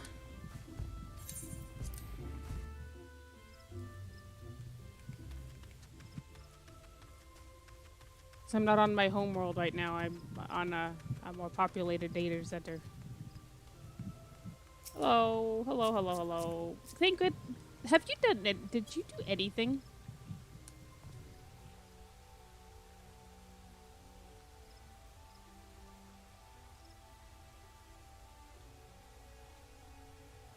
Yeah. He also acknowledges that he did nothing. He has well not even been here. You are returned to us, dear friend, and none the worse for bearing the heavy burden which I did press upon you. Most glad am I of this. I am informed that your efforts to negotiate a peace with Lord Ramuh ended in conflict. Pray tell me, what befell?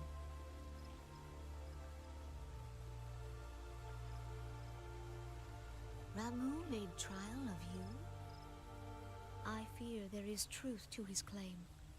It is the darkness within us that attracts the darkness without.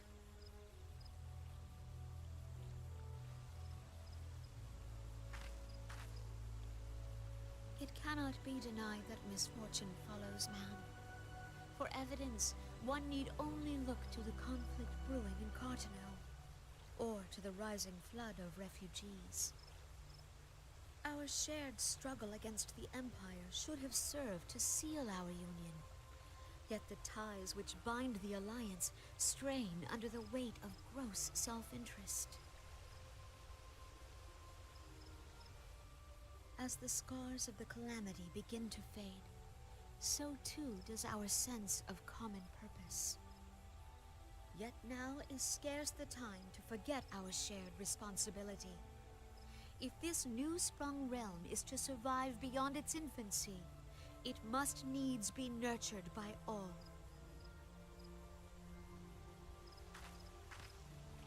Eorzea must be as one. Yet I fear that dream is still far off.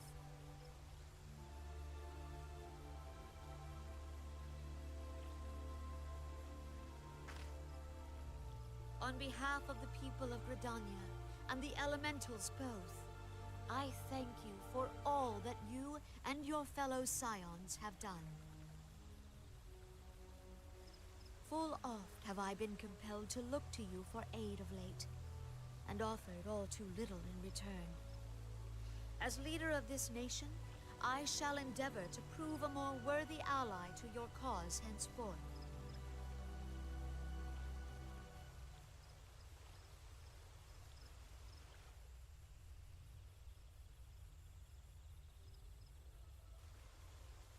Lord Ramuh has departed, yet the keening of this ill wind grows no less insistent.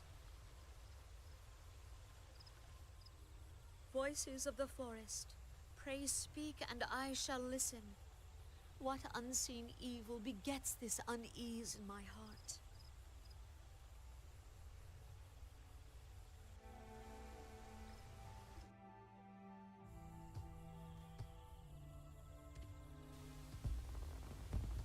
I don't know, man. Who fucking knows? What's up, Papalimo?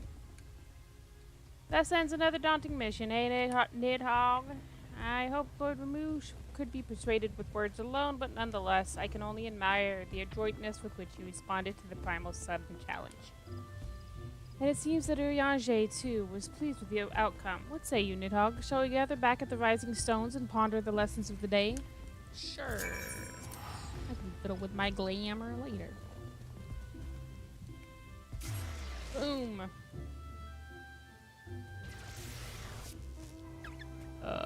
What the I heard it like I mean, I've seen this snowman before. I have one. What was the squeaking? That's a lot.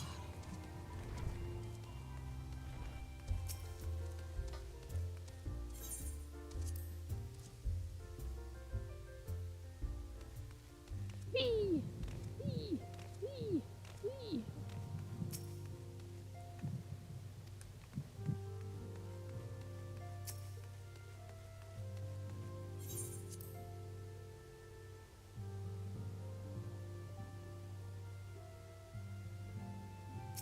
Minfilia!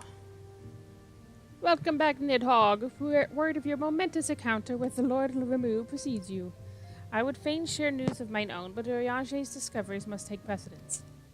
Upon witnessing your defeat of the Lord of Levin, our learned companion was struck with a profound insight regarding the nature of the Ascian's immortality. Oh my god, I know what's coming and I don't like it. Let us assemble and discuss his observations together. Fucking exposition time.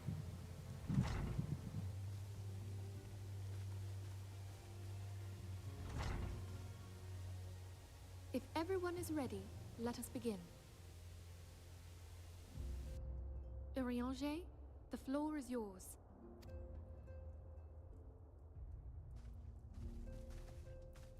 As all here assembled now know, in its final hours as our Order's headquarters, the Waking Sands did play host to a most unexpected visitor. I speak of the Ascian clad in white, Elidibus. Unwelcome though his presence was, his words that day did serve to confirm a truth long suspected, that the Ascians are eternal beings, to whom physical destruction is as a temporary inconvenience. In the intervening time, Urianger and I have striven to discover a means by which the Ascians might more permanently be slain. And 'tis my belief that we have found the thread that will allow us to unravel the twisted skein of their existence. In the moments prior to Leviathan's most recent manifestation, the Sahagin elder who summoned him was observed to undergo some manner of ascension.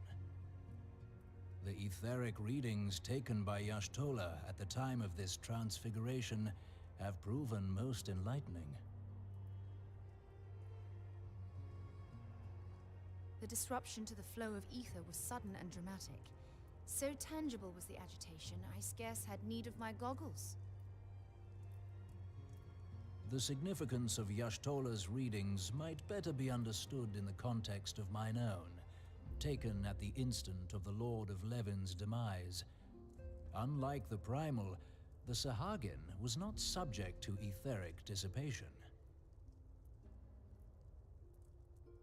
Before discussing our new discoveries, it may benefit us all to recall what we know of etheric behavior.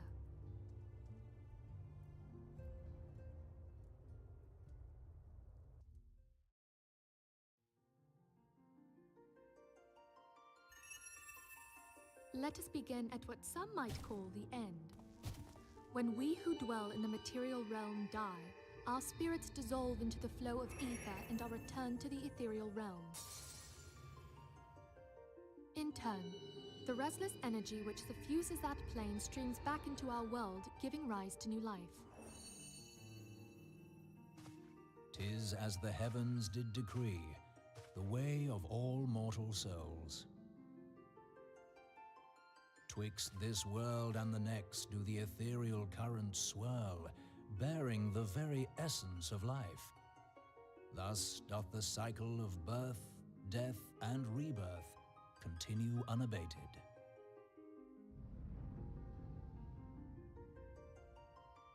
Primals behave somewhat differently. In order to manifest and then maintain a physical presence in this realm, they must consume vast quantities of ether, most often in the form of crystals. Though they may seem to live, their flesh is but ether given shape.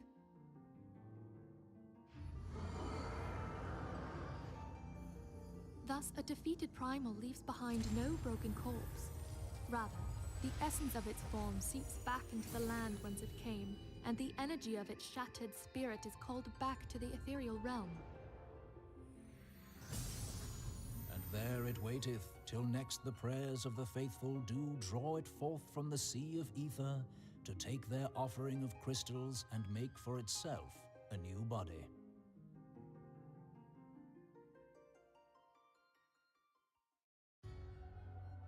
Which brings us on to the third group, the so-called immortals. They exist in a manner all their own. Quite. Even as the Sahagin Elder fell to the Admiral's musket shot, I witnessed the release of an ethereal cloud, which immediately took possession of a nearby minion. A soul that dissipateth not upon the death of the flesh. The secret of life everlasting, and in the claws of a Sahagin no less. But I wonder, what would happen to one of these obstinate spirits, should there be no suitable host for it to claim? If mortal death entails a return to the ethereal realm, it seems doubtful that the soul of an immortal would venture there. Nay, it merely withdraweth a distance, unto the shore of the ethereal sea, perchance, but no further. Yes, it exists in neither this realm nor the next, abiding instead in the space that lies between them. The Ascians took control of Thancred by means of a crystal of darkness, an artifact which, if our theories are correct, serves as a gateway to the place I have just described. I was hoping people had forgotten about that. I am sorry, my friend. For a mercy, the weary road of our research hath brought us unto an answer. The Sahagin ascended to an immortal state, but he did not possess a crystal of darkness through which to flee this realm. Thus was he consumed by Leviathan. If we could entrap the spirits of defeated Ascians in like manner, and thereby deny them resurrection,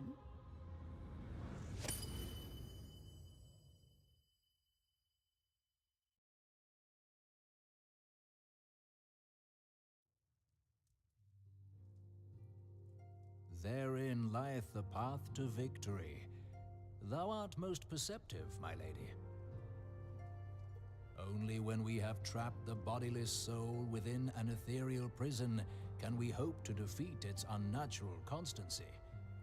Thus might even an eternal paragon be consigned to oblivion. These feats are, of course, far easier said than done. At present, we lack a viable means to entrap and extinguish an Ascian soul. Yet, I believe it to be possible.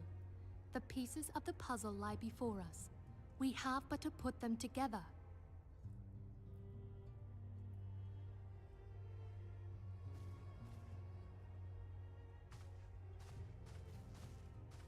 I will depart at once to convene with the sages of Sharlayan. Together shall we divine the steps by which our goals may be achieved. I have the utmost faith in you, Archon.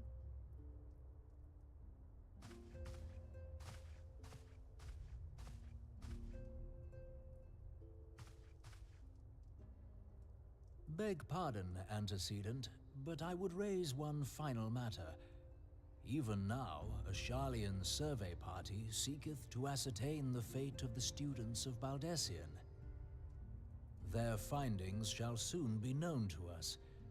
Though you harbor feelings of dread, I bid you surrender not to sorrow, but abide instead in hopeful prayer.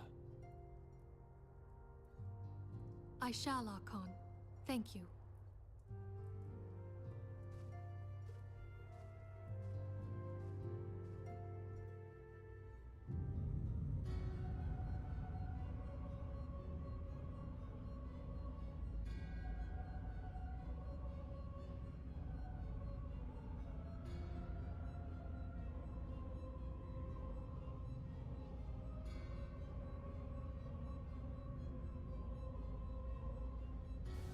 They're still speaking. Ramuh, blah blah blah blah blah blah. Evil people speaking. Inferno, vortex crowd, all been humbled by the breaker of light. The limitless potential of man, Heidelin servant, grows mightier by the day. Yet he prospers at great cost to his mistress, whose strength is all too finite. 7 times have the masters survived the rejoining, but their souls are grown weak and wan. Yet even as it enervates, the ardor empowers our master. All that remains is to nurture the strength of the gifted, to forge the final key. And that is the task to which we bend our every effort. I see he's done being dead. Divine seeds wherever wants to quicken in Eorzea's fertile soil. We need only lead men to the field, and by their eager hands shall a new deity arise. That which was shattered shall be made anew, and the one true God shall come again.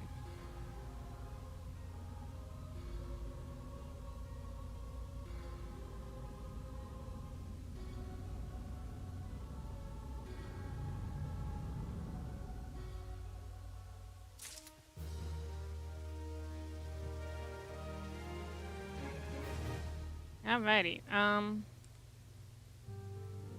think... No, I haven't gotten the, Yeah, I think this is last... I think? Yes, I think this is the last little bit, because I didn't get the achievement that I finished the patch yet. And Philia has some correspondence she wishes to share with me. Now the matter of Ramuh has, for the present, been put to rest. There is something I would show you, Nidhogg. Okay. It is a letter of thanks signed by the leaders of the Eorzean Alliance, acknowledging the Scion's tireless service to the realm. It mentions, in particular, the names of all the defeated primals: Ifrit, Titan, Garuda, Good King Magamog XII, Leviathan, and now Ramuh. Needless to say, there is only one among our number to have faced them all. And though these words of gratitude were addressed to our order as a whole, I fear they were meant for you above all others. I, too, must offer my heartfelt thanks for all that you have done. In the course of your duties, you have never once failed to answer my call to arms. You are a true hero, Nidhogg, and Eorzea is that much safer for your presence. Pray do not misunderstand me. I said safer, not safe. I know only too well that we can ill afford to lower our guard. The Ascians may be relied upon to sow chaos in this realm until such time as they are forced to stop. Why, even without their encouragement, we may be ensured that man would foment strife on his own. That is to say nothing of the beast tribes. Unless we learn to live in harmony, the primals too will return to plague us again and again and again. And yet, despite all of this, your deeds serve to inspire the people, to give them hope for a better tomorrow, and there is no greater gift. That we have the courage to strive for what might otherwise seem an impossible peace. We owe in no small part to the dangers you have faced on our behalf, and the people we have run over to our cause in so doing. Our list of enemies has ever been long, but to think of the allies with whom we are now blessed. Of the sylphs of little solace who wish not of conflict. of the Alamegans and the Domans who stand with us, determined to halt the dread march of the Empire. And then there is Sid and the Fellowship of Noah, racing to unlock the mysteries of ancient Alag that we might be spared the horror of another Ultima weapon. Of course, when speaking of our greatest allies, we must not forget those closest to us, by which we mean our fellow Scions. Thanks to their many and varied talents, our order is uniquely equipped to combat the far-reaching corruption of the Asians, and combat it we shall. Okay. Your enthusiasm is truly heartwarming, Antecedent. Given our embarrassing wealth of allies, I trust it will not inconvenience you unduly if I absent myself for a time. Please, and absent yourself as long as you want. You did not come back. It's fine. Alphado, I take it the troubles in Ul'dah no longer require your attention. There is yet some rumblings of discontent, but the air of simmering violence is largely dissipated. 'Tis to report such that I stand before you now. That, and to speak with you concerning the new organization we discussed. I have a message from you for you from Elle. Ahem. You recall the refugee girl, the one whose parents were missing. They were found unharmed. She wished me to pass her thanks on to you. Why, Elfino, am I to understand you made the effort to remember the poor girl's name? I look forward to reading all about her in your report. I do hope you left nothing out. Ha ha ha ha. Nidhogg, you may have been away from Revenstoll for some time now, I believe. Might I suggest that you put the affairs of the realm to one side for the moment and take this opportunity to reacquaint yourself with the town? Which reminds me, one of the Doman children recently inquired as to your whereabouts. Yozan was his name. I believe he has some small matter he wishes to share with you. Why not oblige him with a visit? Again, go play with the kid.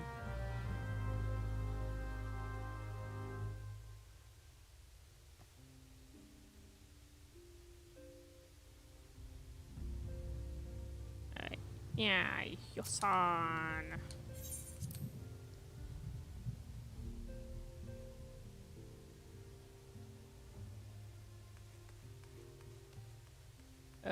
What's up?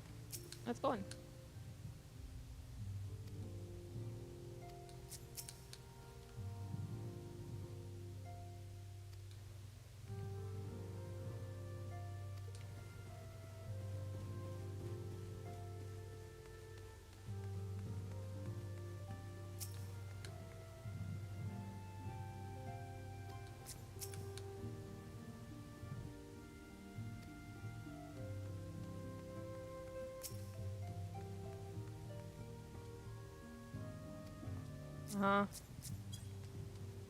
Hello.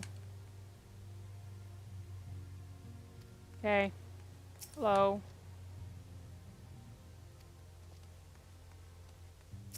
Hello.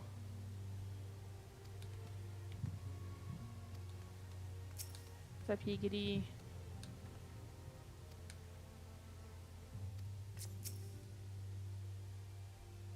Yeah, quit being a creep and help her. Anyway. Children, children, children. Okay.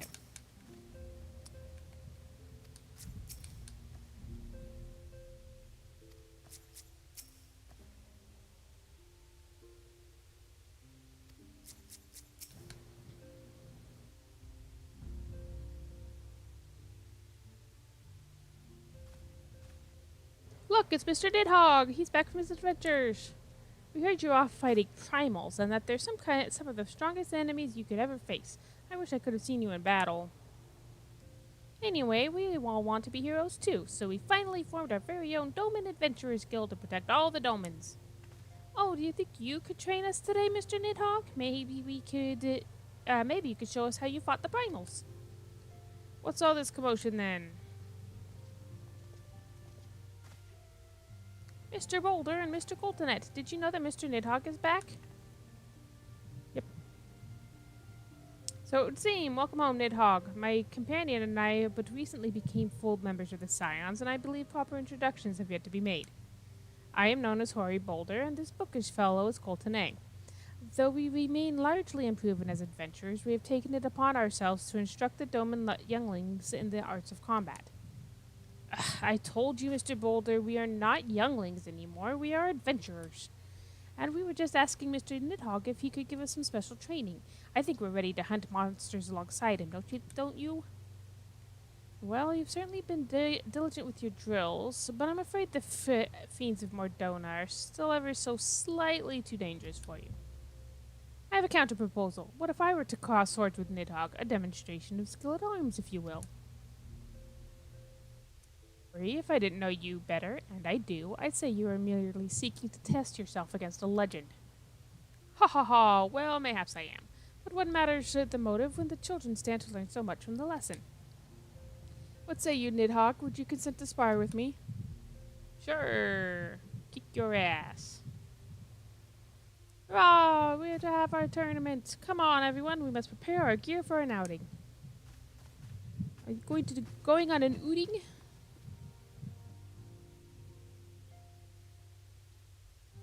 Do try not to disappoint them, Have faith, Coltonay. I shall summon every last ounce of my strength to make this a worthy contest. The fields to the east of town should prove suitable for our purpose. I very much look forward to our bout. Okay. Bye. Okay.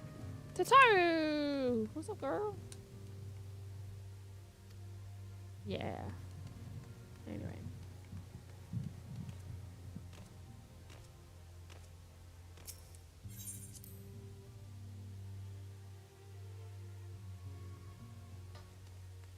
Right.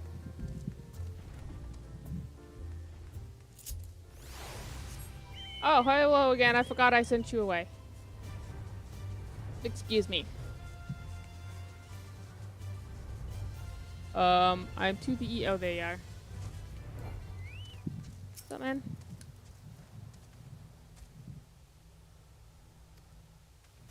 Okay.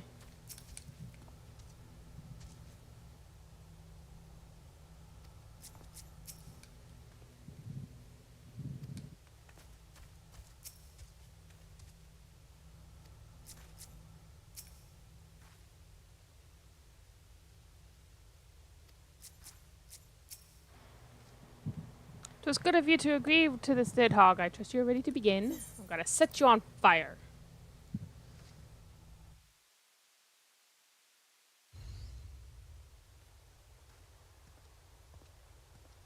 Very well. Let us not keep the younglings waiting any longer. Ahem. Hori, are you certain you wish to fight him alone? That is Nidhogg you face. What better way to test my mettle? Pray allow me to attempt the first round unaided. After all, 'twas this hero's legend that led me to join the Science to begin with. Without Nidhogg to inspire my efforts, I would not be half the warrior I am today. Your point is well made, but remember, this is for the children's sake as well as your own. Should it appear the contest will end too swiftly, I shall add my spells to your blade work. Yay. Hello, you haven't begun yet, have you?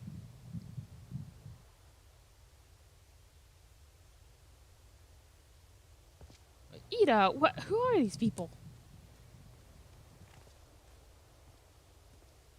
When I heard about your sparring match, I told everyone I could find. Thought you could use a crowd to cheer you on. Yes, and there's still more to come. When I mentioned Nidhogg's name, the reaction was quite enthusiastic. Why, my own popularity seems but a sickly shade in comparison. You best claim victory, bringer of light. Your burgeoning reputation is at stake. Well, our teacher won't be beaten so easily. He's a master swordsman. You can win, Mr. Boulder. Yeah. We shall soon see. On your guard. Yeah.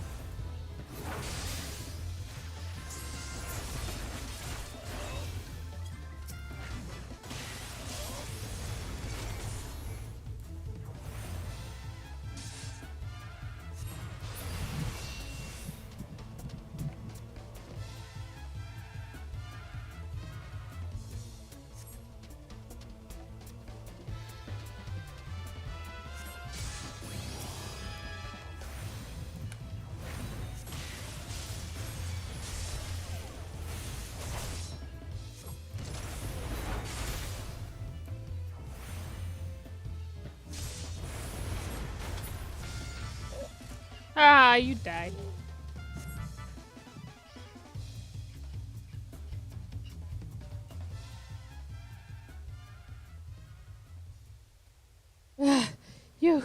You bested me. I healed.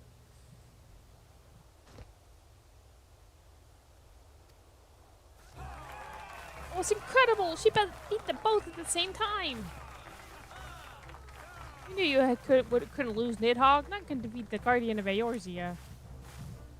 Now I see why they sent you to deal with the primals. I have much work to do if I'm ever to attempt the same.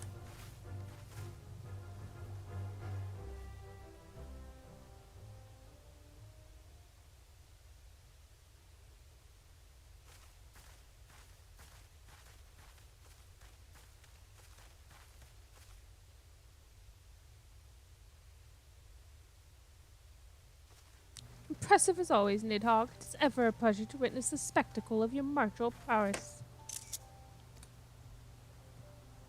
And judging by the smiles on these many faces, they too appreciate the hard-won strength that keeps the perils of the realm at bay. Guardian of Eorzea. Yes, that is the most fitting title. You recall when we first met on the ship? It was at the memorial service for the Battle of Cartano. No, actually, it was on the ship. At the time, I was yet attempting to understand this land of Eorzea. I sought to grasp the reason why Grandfather willingly sacrificed himself to protect it. I shall speak plainly. My initial impressions were less than favorable. Dire problems abounded, and yet the effort I saw expended toward their solution was haphazard and half-hearted. I thought Eorzeans a foolish and childish people.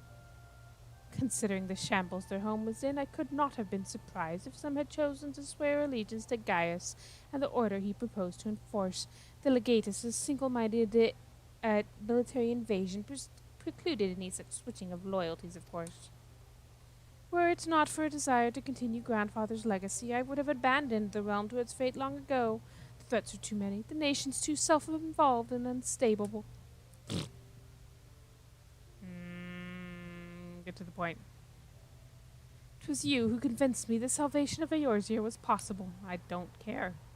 It was you who taught me, through countless acts of bravery, that what my grandsire sought to preserve was not the land, nor its history, nor any single nation.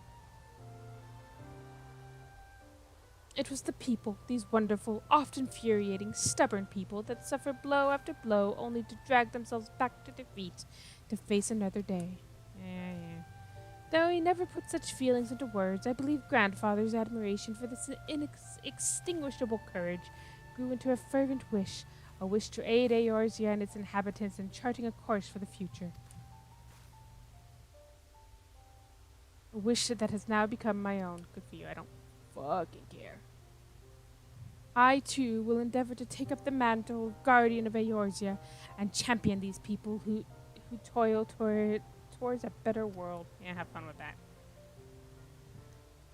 Oz, however, is not a simple one. The troubles that plague us are of a scale that cannot be solved by the scions of the Seventh Dawn alone.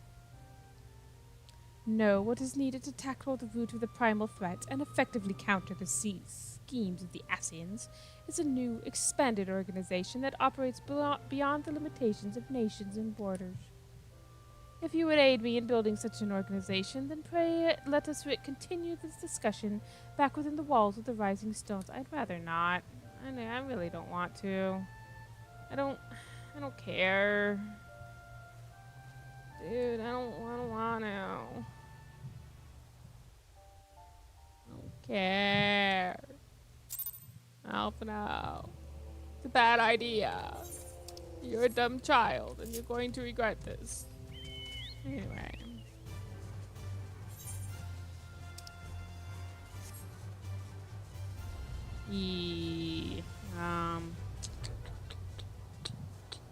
There it is.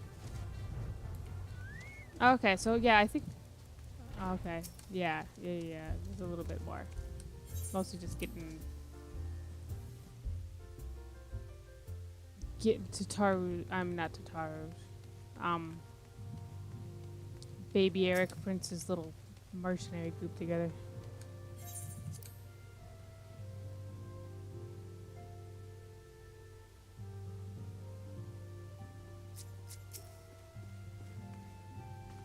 Thank you for coming, Nidhogg. The world shifts and alters, and we, my friend, must ever be one step ahead of the chaos. What I propose is the formation of a new organization, a group that shall pave the way for a truly united Eorzea.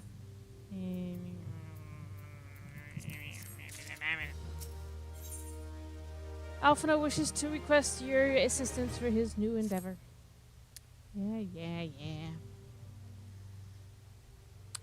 Forgive me if I tread over old ground, but I would first speak of the grand plan.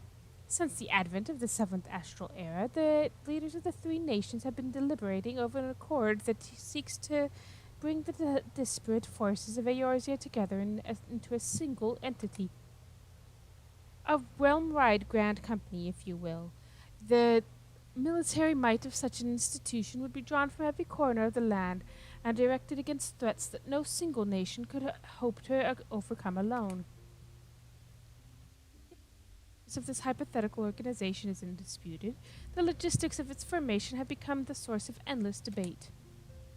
And the longer these discussions continue, the more I sense the impetus toward unification draining away. Thus, I have been campaigning for the creation of what might be considered a trial company. It will be on a much smaller scale than what we hope to eventually achieve, but capable of the same manner of unrestricted operation afforded to the Scions.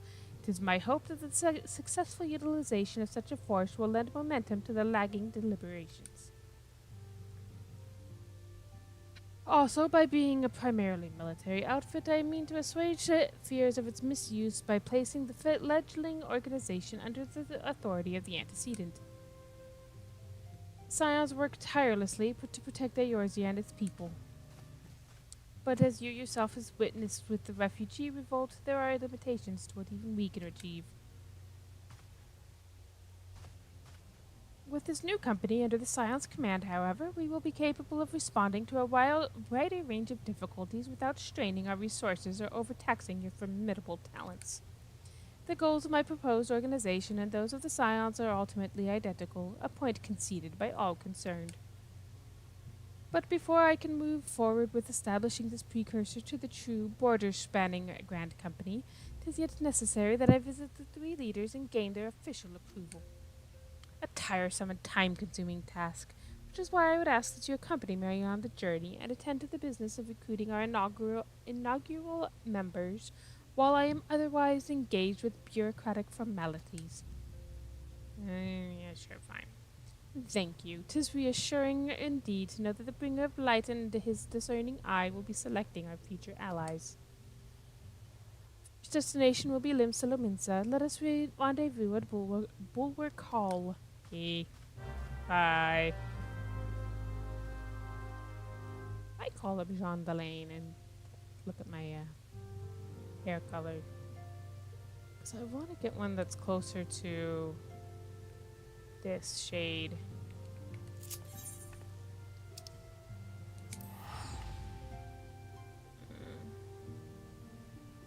This one, it's dark blue, but it's also kind of greenish, you know? Hold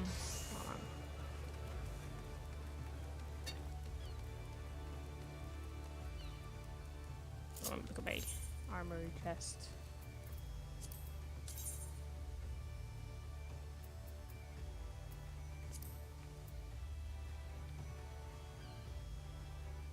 Yeah, see?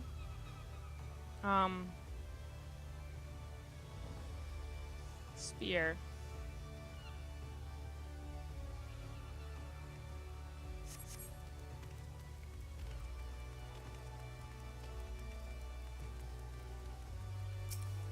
It's the big difficulty is matching that shade.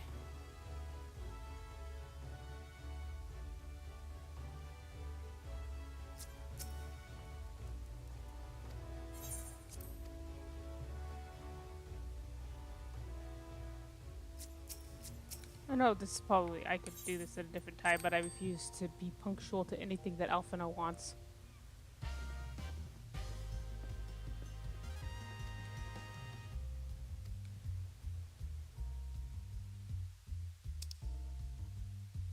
Okay, I need...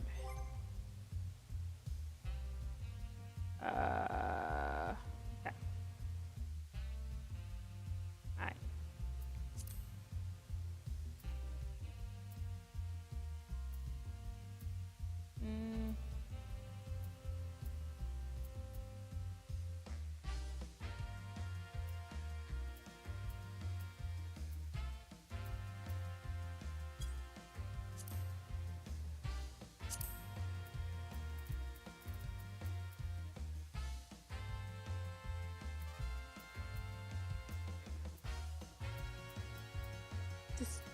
simply not possible. They just do not have this shade available in hair colors.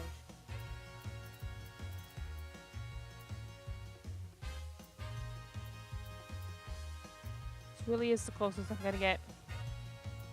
Kinda lame.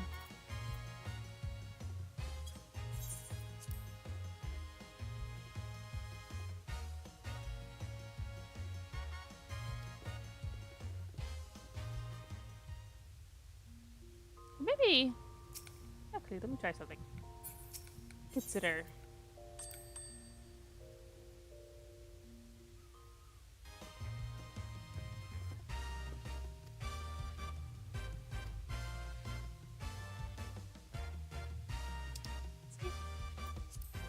Red hair.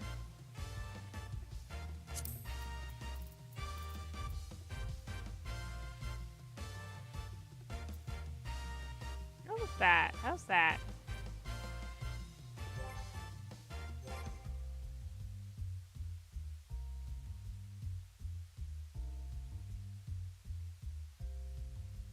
You see, it's still not the exact shape, but it kind of looks a little closer. Just like when you have it like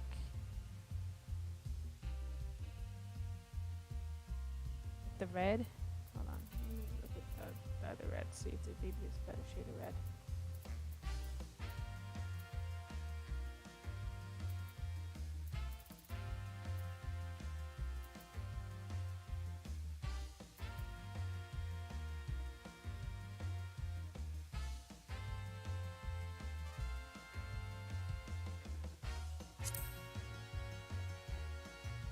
Yeah, let's look at this.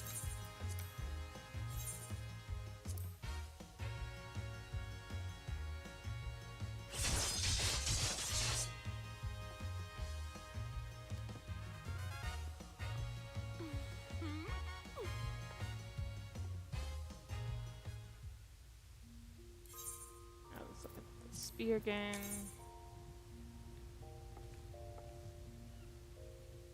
Ah! Yes! Very nice. The blue is still not perfect, but I got the right shade of red, so that's cool. Maybe...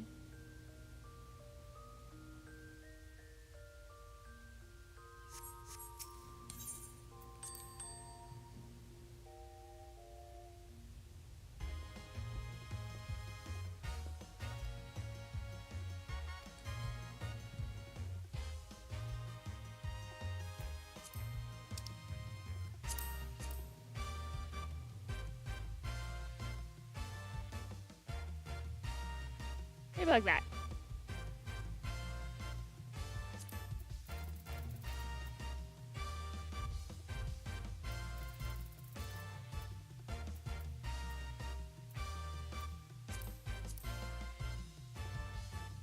Yeah.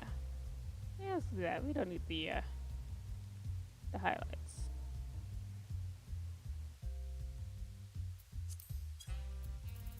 Let's go with this.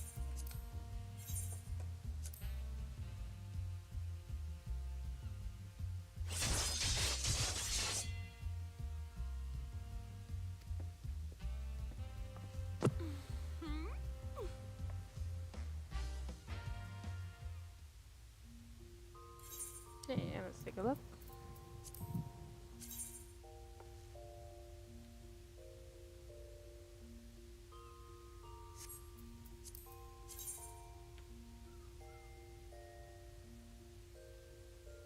Excellent.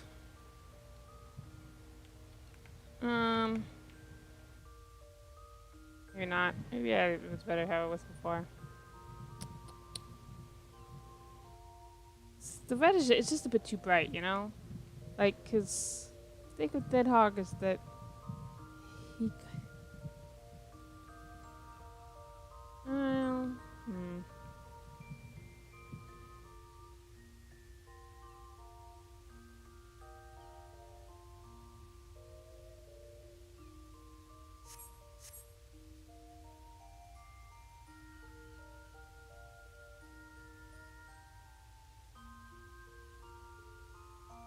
and we'll see if it goes on me.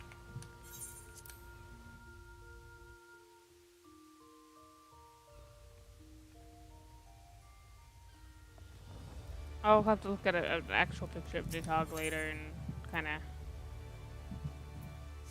I'm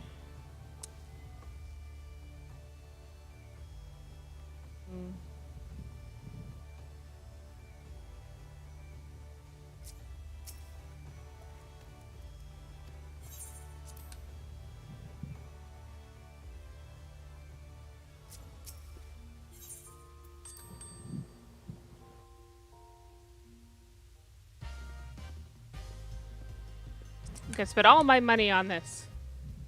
Yes, yes.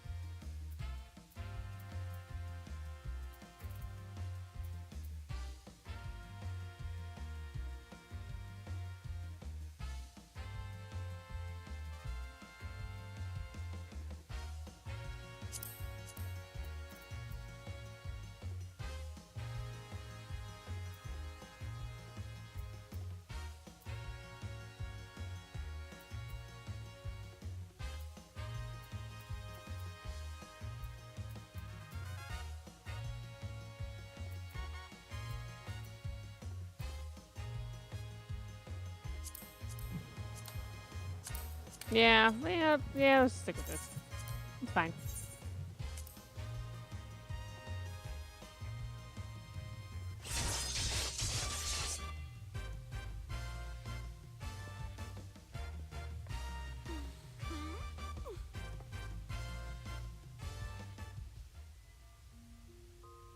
Alright, let's see what that's. Talk to the brat.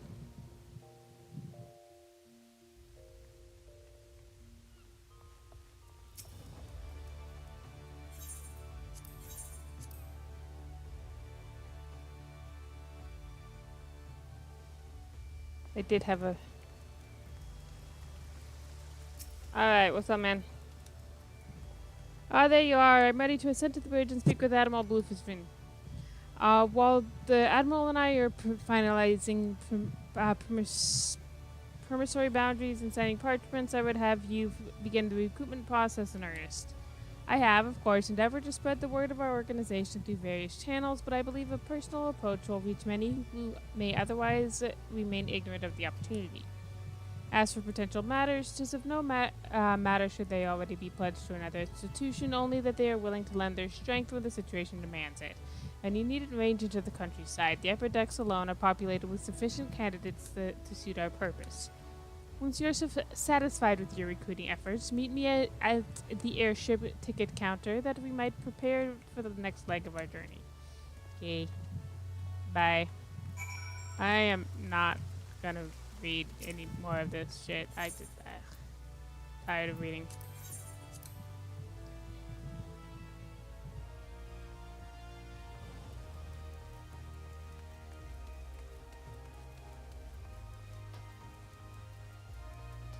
Done enough reading for today.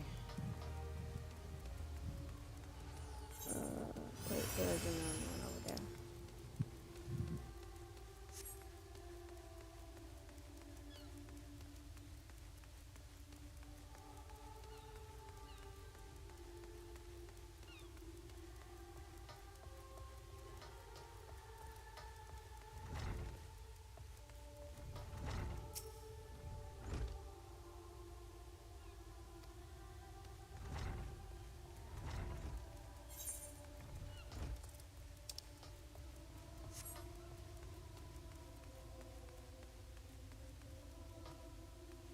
Sorry, I was just looking at her hair.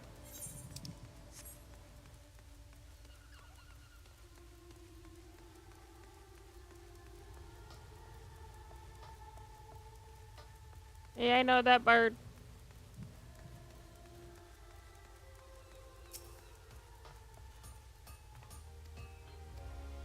I don't care. Yeah, I'm not even reading it, to be honest. like, not only am I not reading it aloud, I'm not even really reading it at all. I'm just kind of skipping through. They're saying no.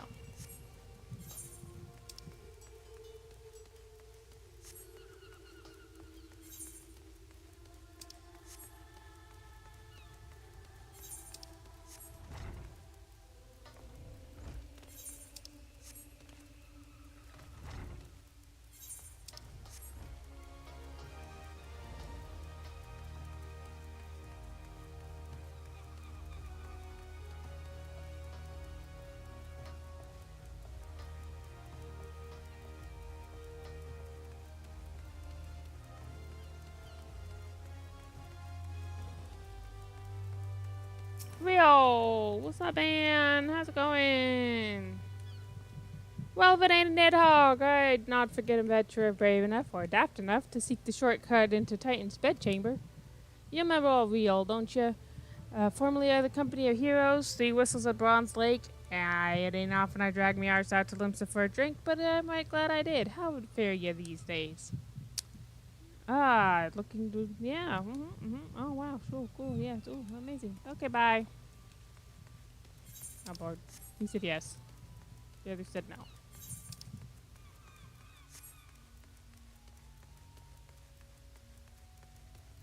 Talk to Carvalane so he could tell me no. And then, I don't remember who the last person is. Somebody at the... Oh, Commodore Reyna. Why would the boss cop on a... That was it. That's just silly.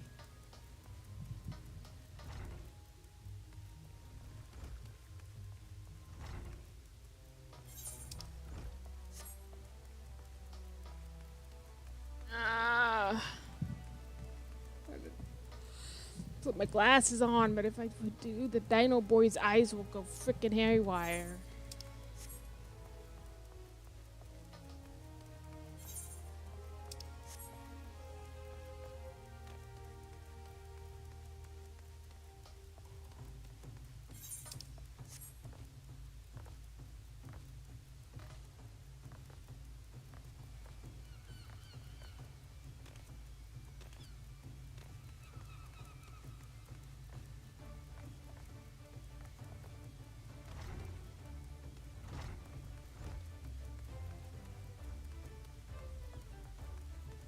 Sorry, okay. Bye.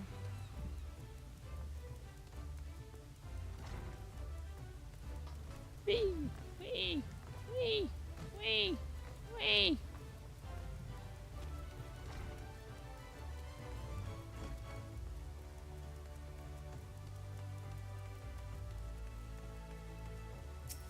Hi. Okay, bye.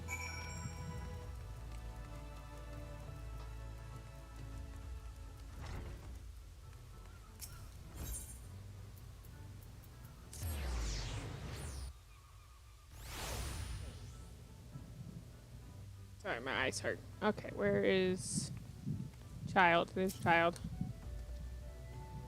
Okay, yeah, yeah, cool. Okay, bye.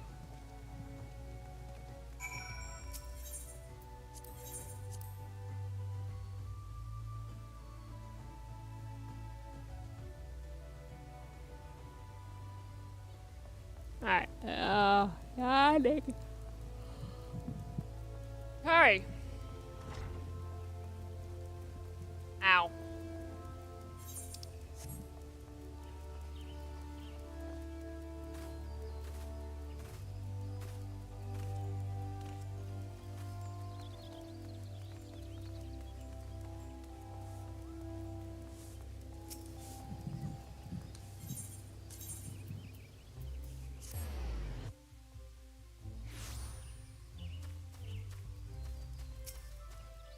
Hello. Yep, okay, bye.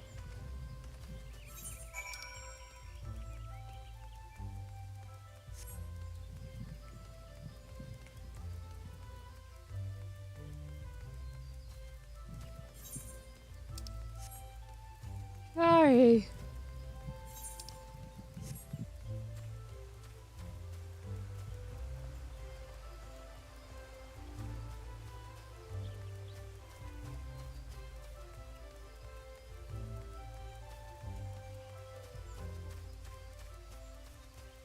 it's Laurentius. I remember you. Hey, guy. Oh God, it's gonna truly be you. Oh, by what fickle fortune must be the first face I see upon my release be yours.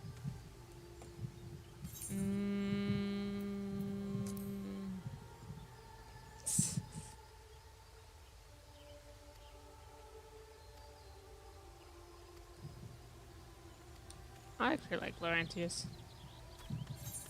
He's a cool dude.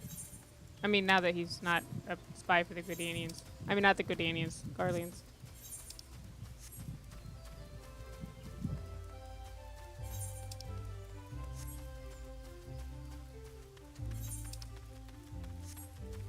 I mean, he did. This does end up helping blow up Baelsar's wall, but I don't know. Seems like I don't know. Well, we'll talk about that when we get to it. Hey, guy. Yeah, sure. Okay, bye. See you.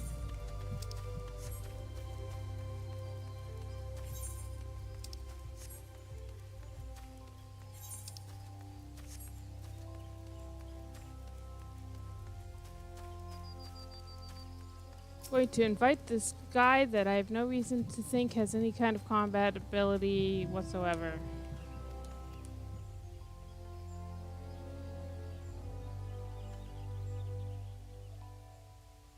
Okay, have fun.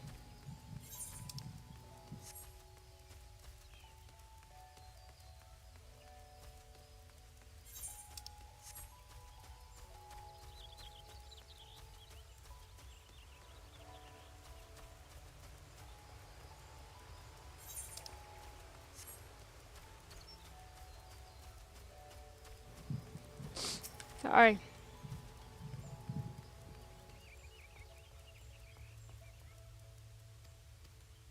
Okay, bye.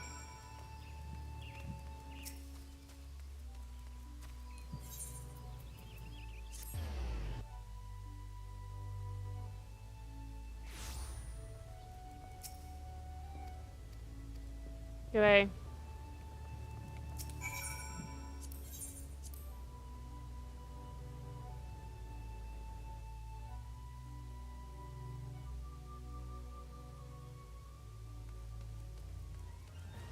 Oh, I'm sorry.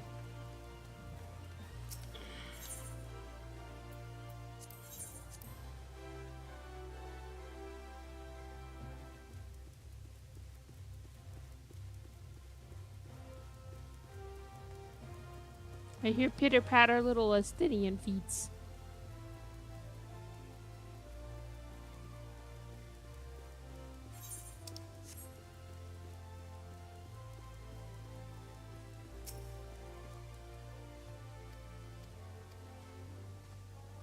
Alright, I shall descend to the lower level. Whee! Yeah. Oh, start over here.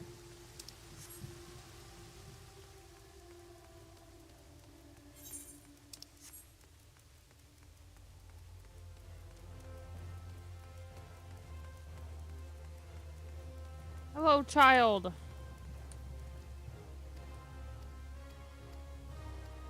Okay, I'm sure you will have a long and happy life in this new PMC.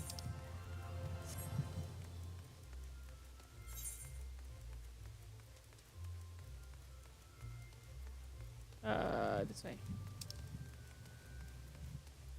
Okay, and over here.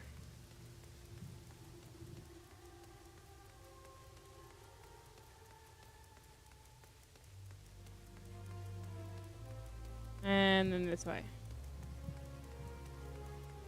Then over here. Then this way. There it is.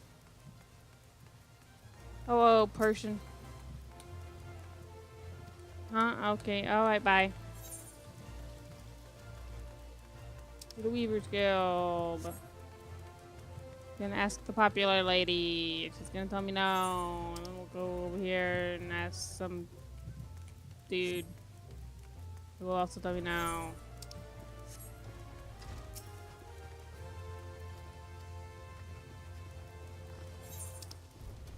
Oh, and oh right, we also need to ask this guy. He's gonna tell me no.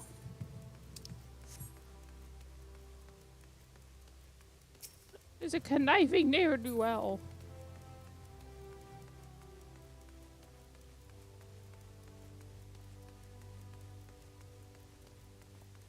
Landabert. What's up, Landabert? You'd be surprised what rumors drift down to Pearl Lane. I know of this glorious new company of yours and just how far I'd go to avoid getting involved with it. Whispers on the street say your organization is funded by corrupt coin, by syndicate money. If you think you're recording for a just cause, then you're a bigger fool than I took you for. I don't think that, but the game is making me do it. If I don't do it, then I can't continue with the game, and I'll never get out of these 3 areas. Okay, bye.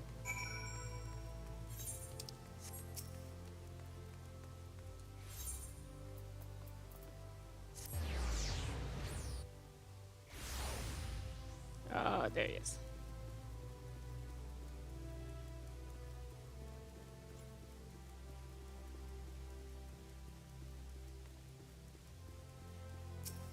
Oh.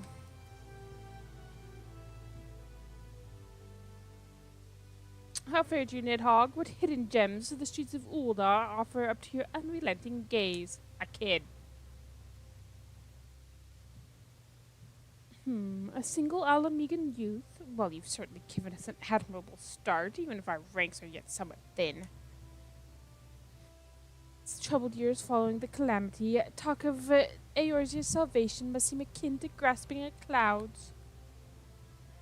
But there are those who have risen to the challenge nonetheless, and the hope that inspires these people was born in no small part from the victories you yourself have won. Thank you, Nidhogg. I will not squander the precious gift you have placed into my keeping. These recruits will become the foundation of a new beginning. Okay. And yes, we are free to begin. As you have no doubt surmised, the Sultana also graced my trial company with her blessings. Our first wave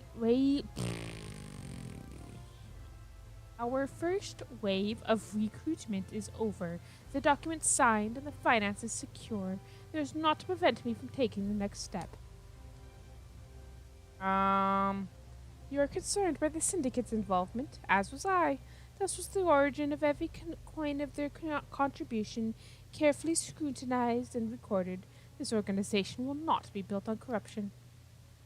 Naturally, I would prefer not to rely upon outside sources at all, but even my family's substantial coffers could not sustain a venture of this magnitude.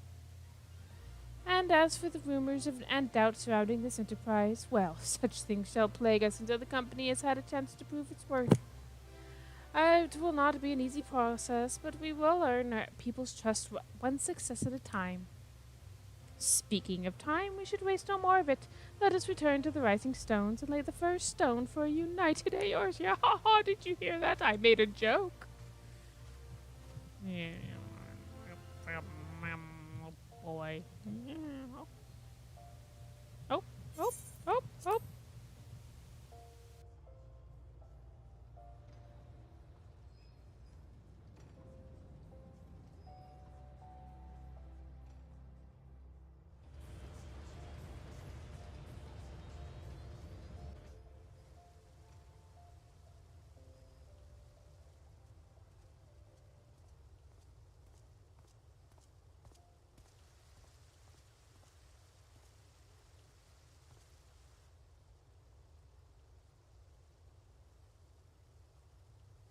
Tell me, General, what think you of Alfino's bold endeavor? I think it is more than bold, Your Grace. His organization would pave the way for a united Eorzea. Well do I understand his impatience, since facing the common threat of the Ultima weapon, our nations have seemed farther apart, not closer together. Considering the many problems we face, should we not be glad that someone else is taking the initiative? We have all pledged our cooperation, yet the grumbling continues behind closed doors. Uldar is not alone in her duplicity. I myself have doubts as to the good this organization will achieve. With the inclusion of the finest soldiers of the 3 grand companies, it promises to be a fearsome military body. But whom will it serve? Even under the watchful gaze of the Scions, it is not unthinkable that such a force could perpetrate a great wrong. Does it not concern you that a significant proportion of its financial backing came from the coffers of the Syndicate? That those unprincipled worms might forge this extraordinary gathering of warriors into a private army? I have trust in the Scions, Your Grace. They have spared us no end of trouble at the hands of the Primals. If they seek reinforcements, I deem it unwise to deny them. As for their finances, full many gave generously. And though our nobles proffered a sizable sum, their coin did not spill from the pockets of Lolorito and his cronies. And what of the presence of our stalwart adventurer friend in this endeavor? I doubt the Warrior of Light would betray our cause.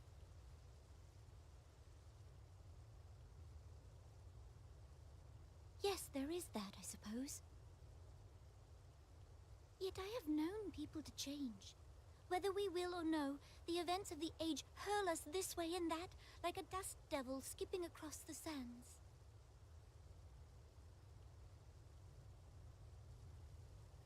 Cannot be done about Telechi? I have explored all avenues available to us, Your Grace. But as Ul'Dan law now stands, we lack the evidence to convict him of any crime. To arrest him on spurious grounds would only play into his hands.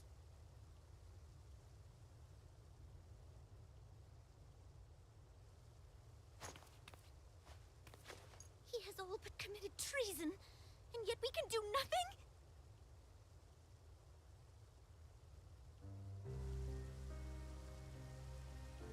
Then what good our government?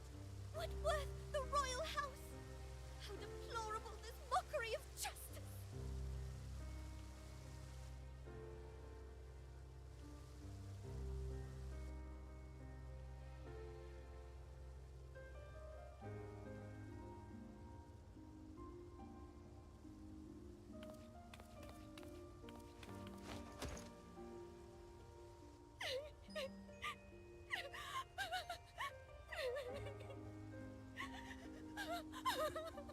Have faith, Your Grace.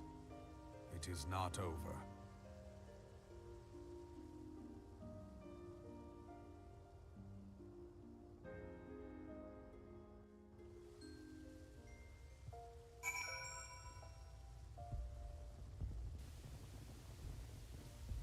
Politics. Me.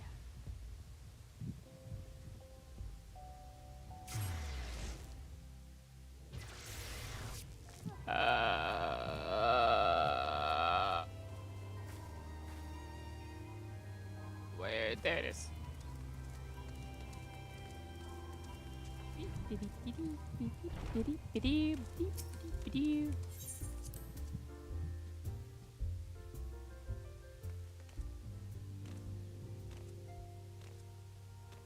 Oh, Tataru! Oh no, she's panicking!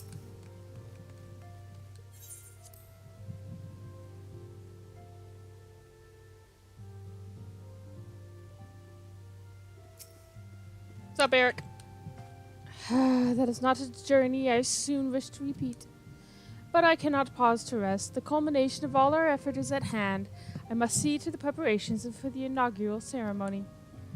Thank you for allowing me to monopolize your services, Nidhogg. I am certain the antecedent will be relieved to see you free for our other duties. So, hi. Amphilia appears eager to welcome you back to Revenant's Toll. Greetings, Nidhogg. Elfina tells me all is in place to begin his trial company. The Scions shall certainly be grateful to have the support of such an organization. The inaugural company is set to take place here at the Rising Stones. Tataru is cooperating with Elfina to see that all is in readiness, so I'm afraid the recruits themselves have been left to their own devices for the time being. Quite a number of new faces have arrived in Revenant's Toll of late, and I wonder if Slaffborn might not find himself overwhelmed. Would you speak with him and see if there's aught he fires. Oh god, is there more? They talk about heretics. Is this... Wait. How much more is there of this? Because I know that this section doesn't end until the crystal braves are formed, and we're getting there, but do I have to go all the way to Kurthus first? I don't want to. I don't want to go all the way to Kurthus first. I want to get this over with. I have other stuff to do. I want to play Final Fantasy VII Remake. I want to go to bed. I want to finish streaming. But if I stream now, then there'll only be a few minutes left, and that's, I mean, Circus Tower doesn't have a lot. No, we'll finish it. We're finishing it. Slapboard.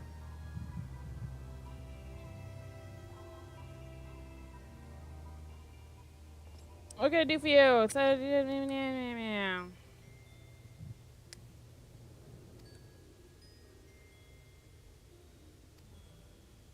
Slapboard, the shipment. Oh no. Oh god, I have to go to Kurthus. Oh god. I have to talk to elves.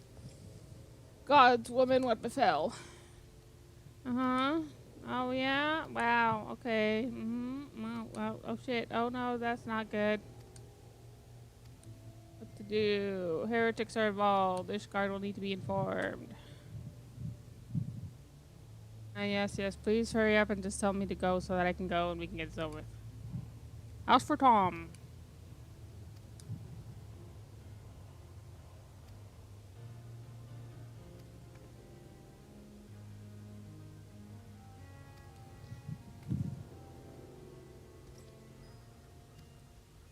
Yeah, go talk to Horshfont. Okay.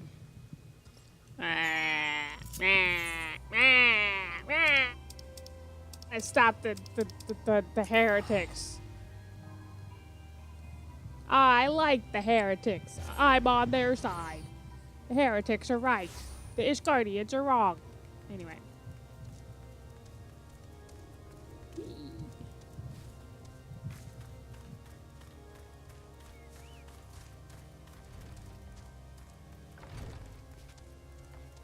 What's up, dude? I'm gonna stand on your desk.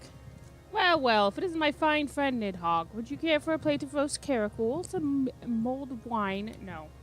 No. I see you have not come to my hall merely to escape the biting cold. I was, in fact, on the verge of opening an urgent message from Revenant's Toll, and I suspect the timing of your arrival is no coincidence. Oh, look, I get a new hat. Lord Orshifant awaits confirmation of the reason for your visit to Camp Dragonhead.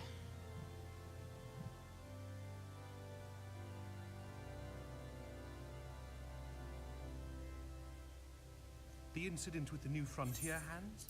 No, you need not elaborate. I have been following their progress with no small amount of interest. Brave men and women all. They do our nation a great service. The existence of a fortified outpost in Mordona will do much to dissuade the Empire from trespassing on Kurthus soil.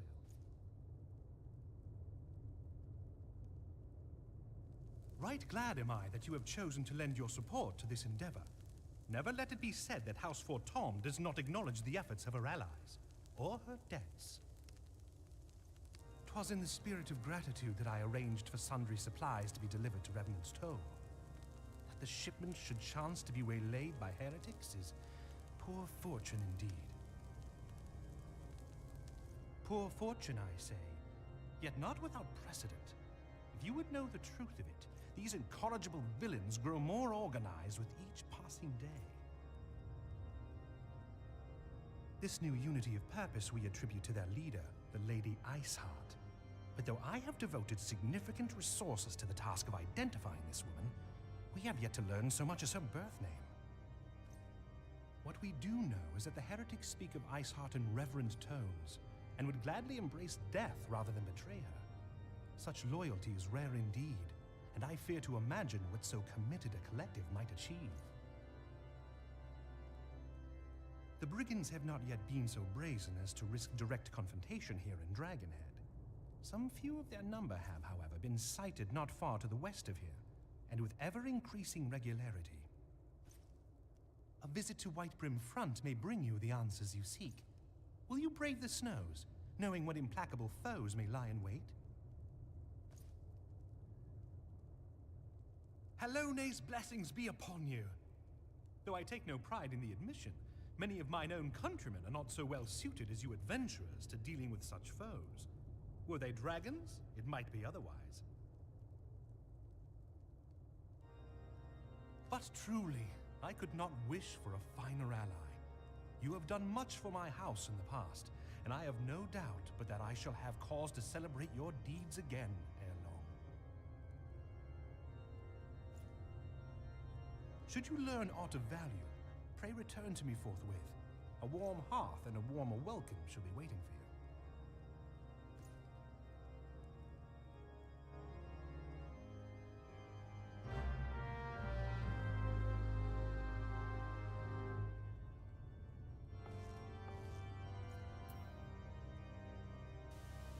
Alrighty, I'm back. Let's go. Whee! Go watch cutscenes.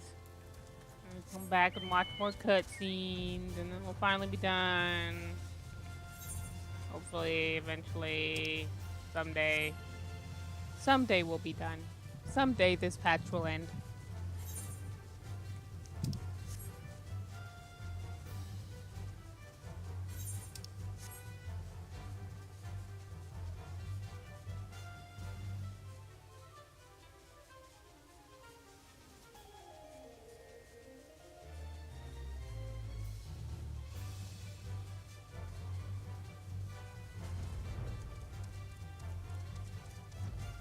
Whee!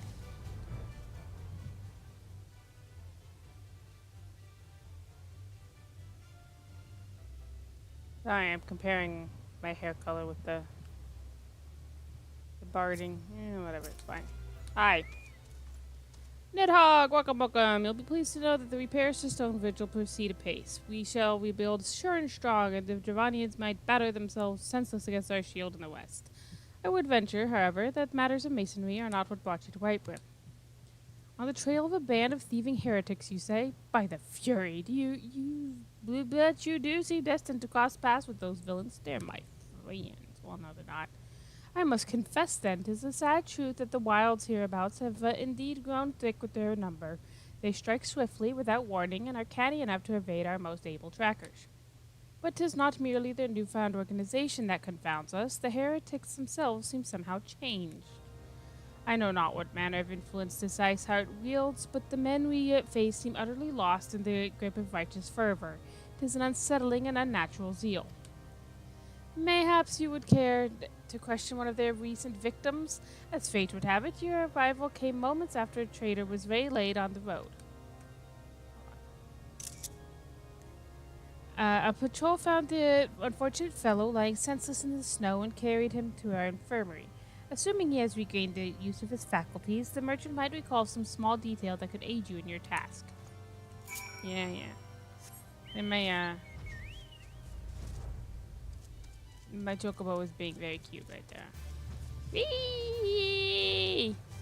I fell down. There we go. Okay.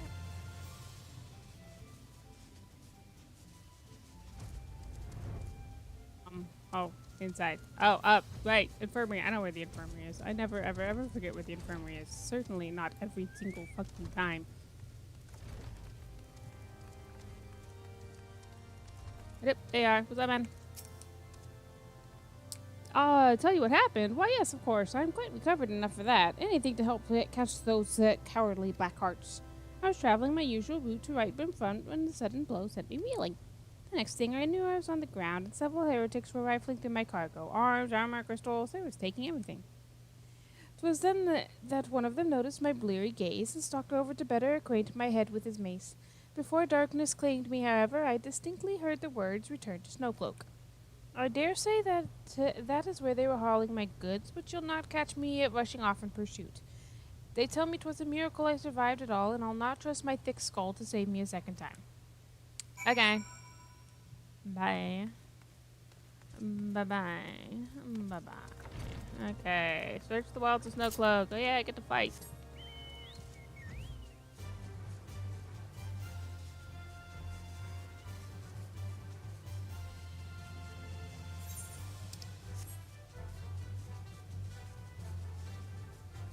I mean, it's gonna be like a really quick set a couple dudes on fire and then be done, but better than nothing.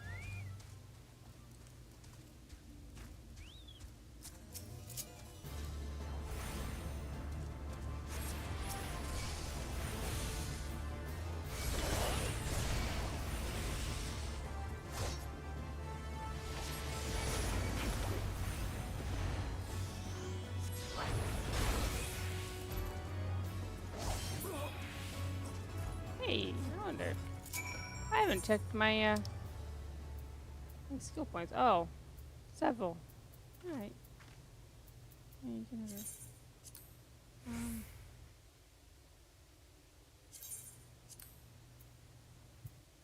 Okay, great. Let's go.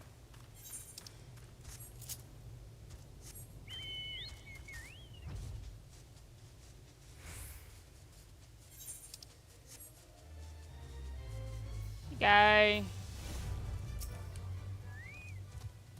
God, draw your weapon foul. Wait, I recognize you, adventurer. You are come-seeking heretics.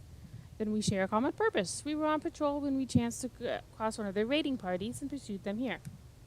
By rights, we should have had them cornered in this ravine, and yet they are gone, vanished like icy wraiths.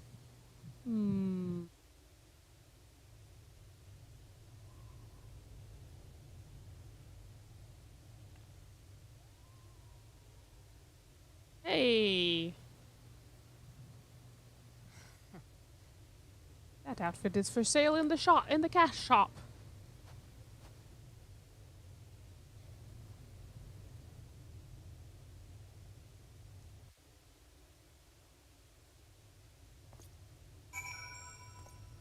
Okay. You glimpsed a woman atop the cliff. Could it be Iceheart herself come to sneer at our folly? And where did she disappear? The heretics must have discovered a passage through the frozen wall, some hidden tunnel that escaped our notice. We have not the men to risk further investigation. 'Twould be best were we to return to Whitebrim Front and lay our suspicions before the Lord Dramon. Okay. Okay.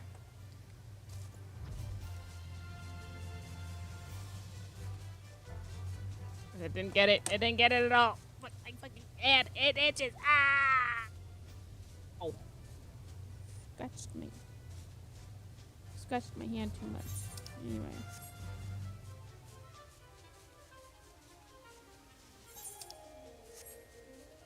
Can I run on these? No. Lame.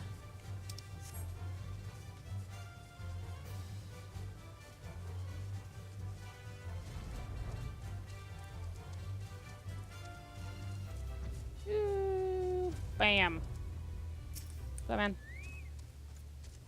Nidhogg, it appears I owe you my thanks once again. The surviving knights spared no detail in their report.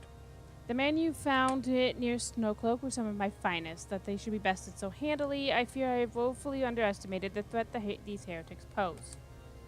While I understand you might balk at the notion, I must ask that you put aside your mission and consider the stolen provisions lost to us for now. It would be ill-advised to blunder unprepared into what may well be the very lair of our enemy. Pray return to Dragonhead and inform Lord Orchiffon of your discoveries. He will wish to plan contingencies of his own. As for Iceheart and her fanatics, the freezing heights of Snowcloak will not shield them from our justice for long. Okay, bye. Bye, also to you. Hey, there you go. Yeah.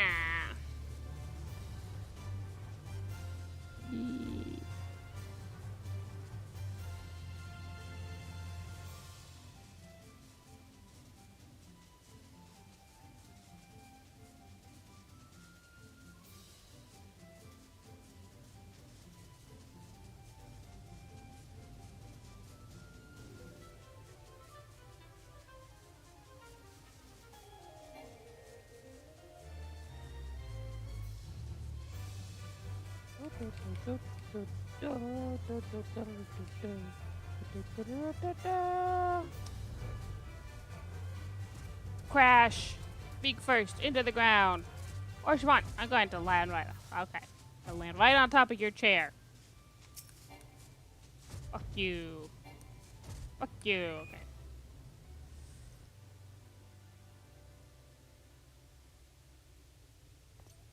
Your return is most timely. Of their own accord, my thoughts had turned to your task and the progress thereof. I confess, my imaginings tended toward the grim and bloody.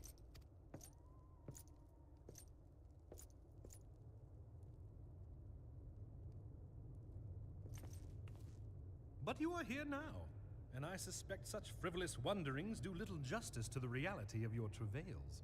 Tell me, what did you learn of Iceheart?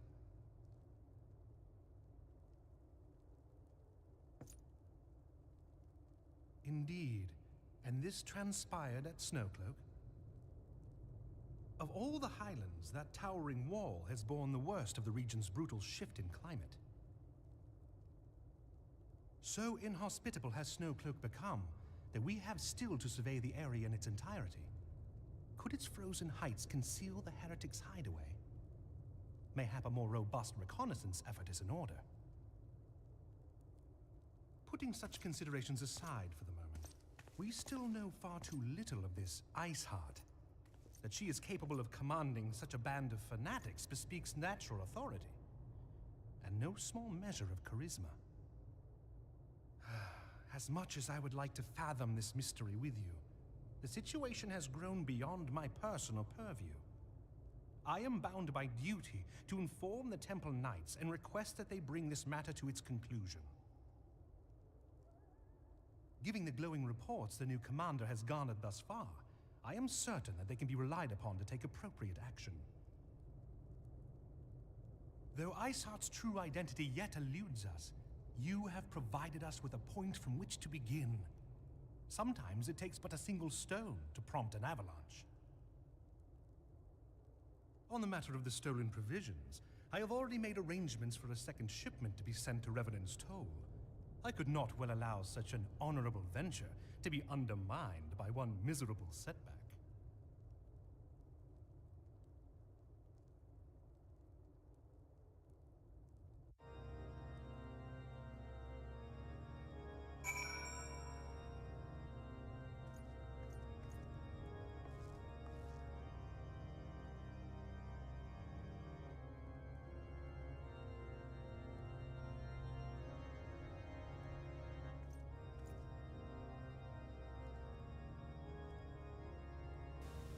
Sorry, I'm here. They added a new world to Duel Links. Well, or at least they're going to be, or something. I don't know. The icon changed, but there doesn't seem to be anything.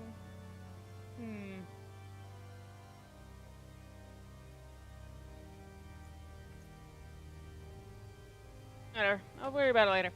Anywho, Ah! There we go.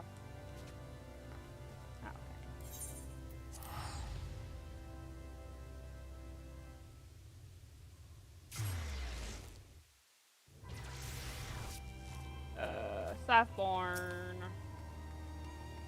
Hi. Nidhogg! Good to see you return to the toll. How fared you in the frozen wastes of Curtis? Cool. Awesome. Amazing. I need new hat. Oh, wait. I'm not currently a, Give me a new hat. Softborn has news on the progress of the inaugural ceremony. While you were away in Kurthus, preparations for the inaugural ceremony were all but completed, though Tataru does seem somewhat flustered. I've taken enough of your time. Why don't you head into the Rising Stones and see if your frantic receptionist could do with a hand? Okay, I got a new hat. Oh, my new hat. Wow, look at that. It's got a lion on it.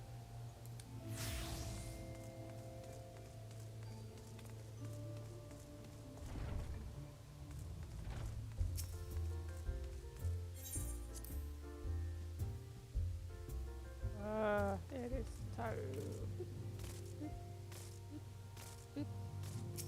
Taru. These parchments need to be sorted, and these documents, why are they even here? Oh, I'm sorely tempted to fire the lot in my waste paper basket. Ah, Nidhogg! You're still in the hand? It's splendid! Would you be a dear and hand these uniforms to the new recruits? They're scattered about Revenant's Toll, and I haven't the time to track them all down. The recruits know to don their garb immediately and assemble here in the Rising Stones. You want to report directly back to Alphino if you don't wish to miss the ceremony. I wonder if the Scions will ever have matching uniforms. A well-funded organization is a well-dressed organization, I suppose.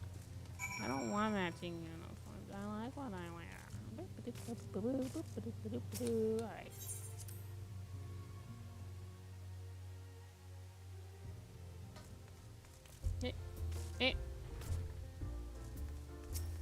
Hey, oh, you're a bad person.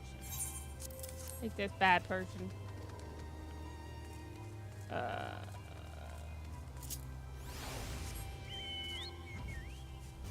What's up, Laurentius? No idea what this is.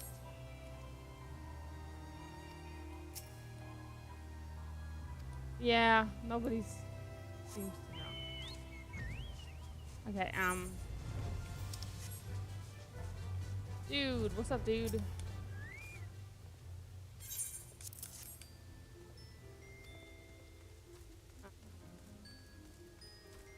Upstairs. Hey, you're a very bad person. Hello, very bad person. Goodbye. Actually, I think he's not as bad as that other person. You Hase's a fucking asshole. He sucks. What's up, man? Oh, we shot it. There you go. Goodbye.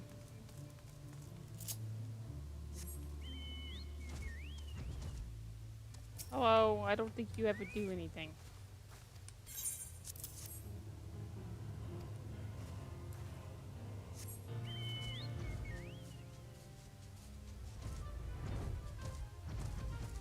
Oh.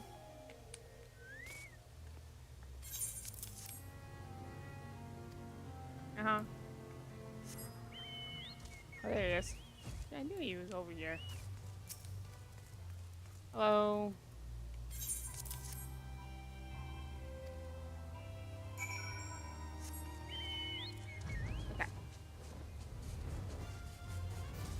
It's just one more cutscene and then we're finally done.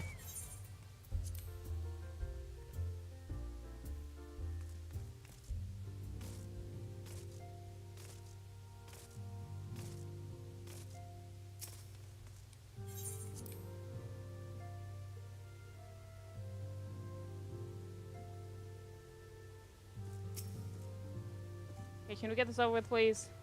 Ah, Nidhogg. Yes, Nidhogg? I mean, blah, blah, blah. Okay, yeah. Some few answered the call to arms I put forth through the established grand companies and such. We are not yet an army, but there is much a small corps of elite warriors can achieve. Did I mention I thought of a name for the company? It is my hope that it shall soon be known across the breadth of Eorzea. It's really stupid. The moment of truth draws near, Nidhogg. Once the last of the recruits have gathered, I shall make the official announcement.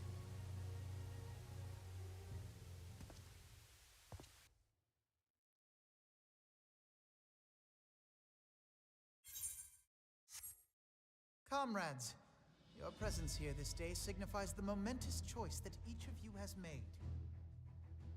With your strength now pledged to the Scions of the Seventh Dawn, you are beholden to no single nation. You stand as the vanguard for a united Eorzea.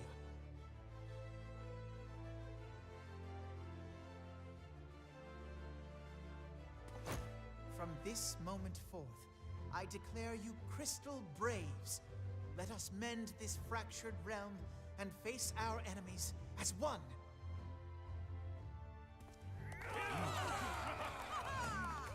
Whether it be the Beastmen and their primals, or the conflict in Carteneau, it is plain that the nations of Eorzea cannot solve the problems which plague the realm. Thus does it fall to some few heroic souls to succeed where they have failed.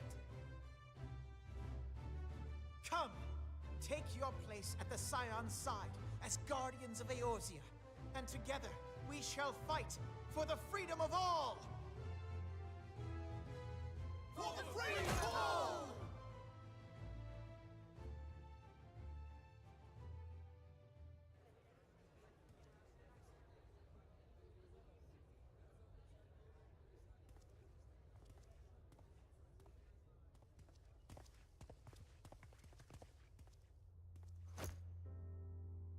A rousing speech, Alphino. Or should I say, Crystal Brave Commander Leveilleur?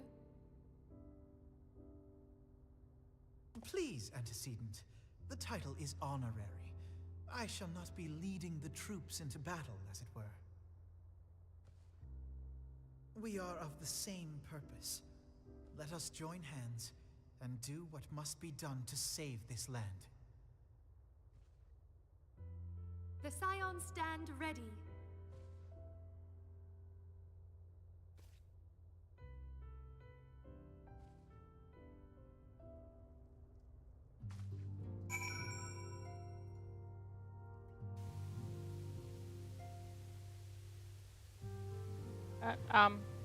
Okay.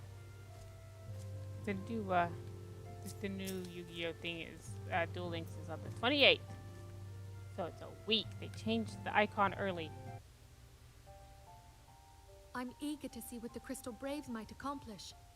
This shall prove an interesting time indeed for the Scions. Yet, so our worst fears are confirmed. The entire Isle. Such power defies comprehension. Truly? Kryl is alive? Thank the 12. I see. Pray, inform me if her condition changes. Yes, I shall pass on your words to Urianger. My thanks. I shall contact you anon. When I learned of the loss of the Isle of Val, I dared not hope that my friend had survived. Yet, by some miracle, it would seem she has. She's still to regain consciousness, it is true, but better that than death. Putting this happy news to one side, we must now endeavor to make sense of the readings taken by the survey party.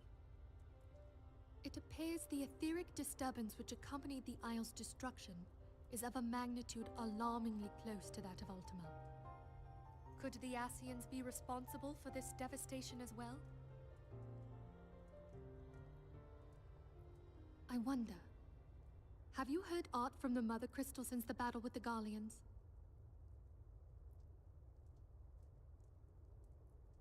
Then she speaks to neither one of us. Heidel's silence portends naught but ill, I fear. Louisoix, I pray you yet watch over us.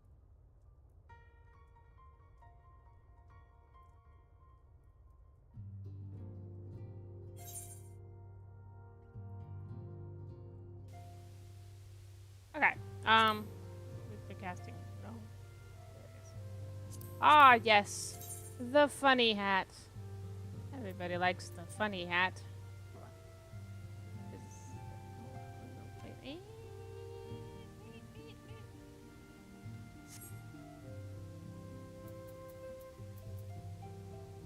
Wait.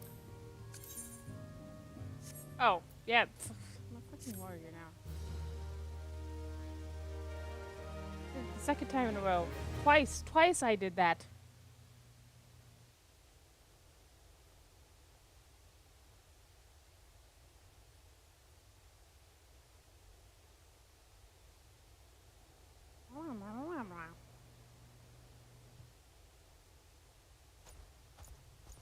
Very good. See that the provisions are prepared for transport. Let us hope that this shipment is spared the fate of the last.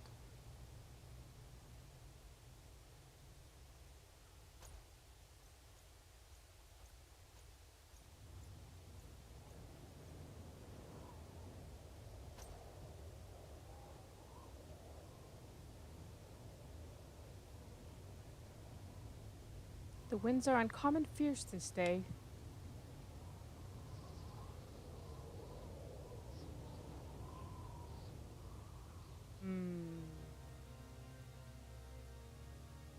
Oh. This guy.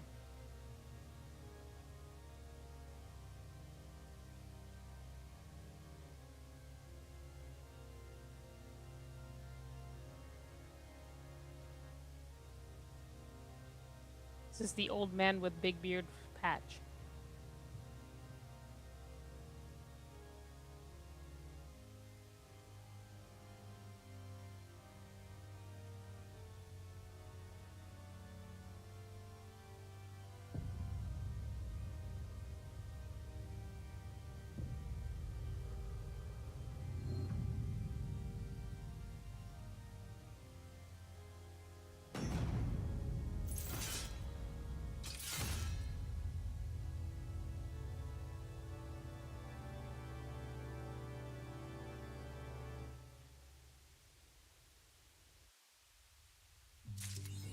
Well, that's all probably fine. Anyway.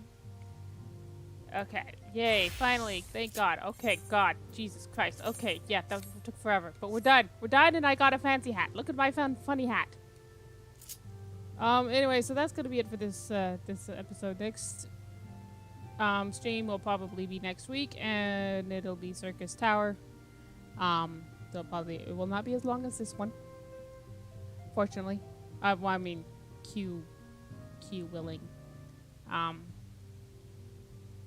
So that'll be very exciting. Anyway, everybody, have yourselves a good goddamn day, and I will see you next time. Bye bye.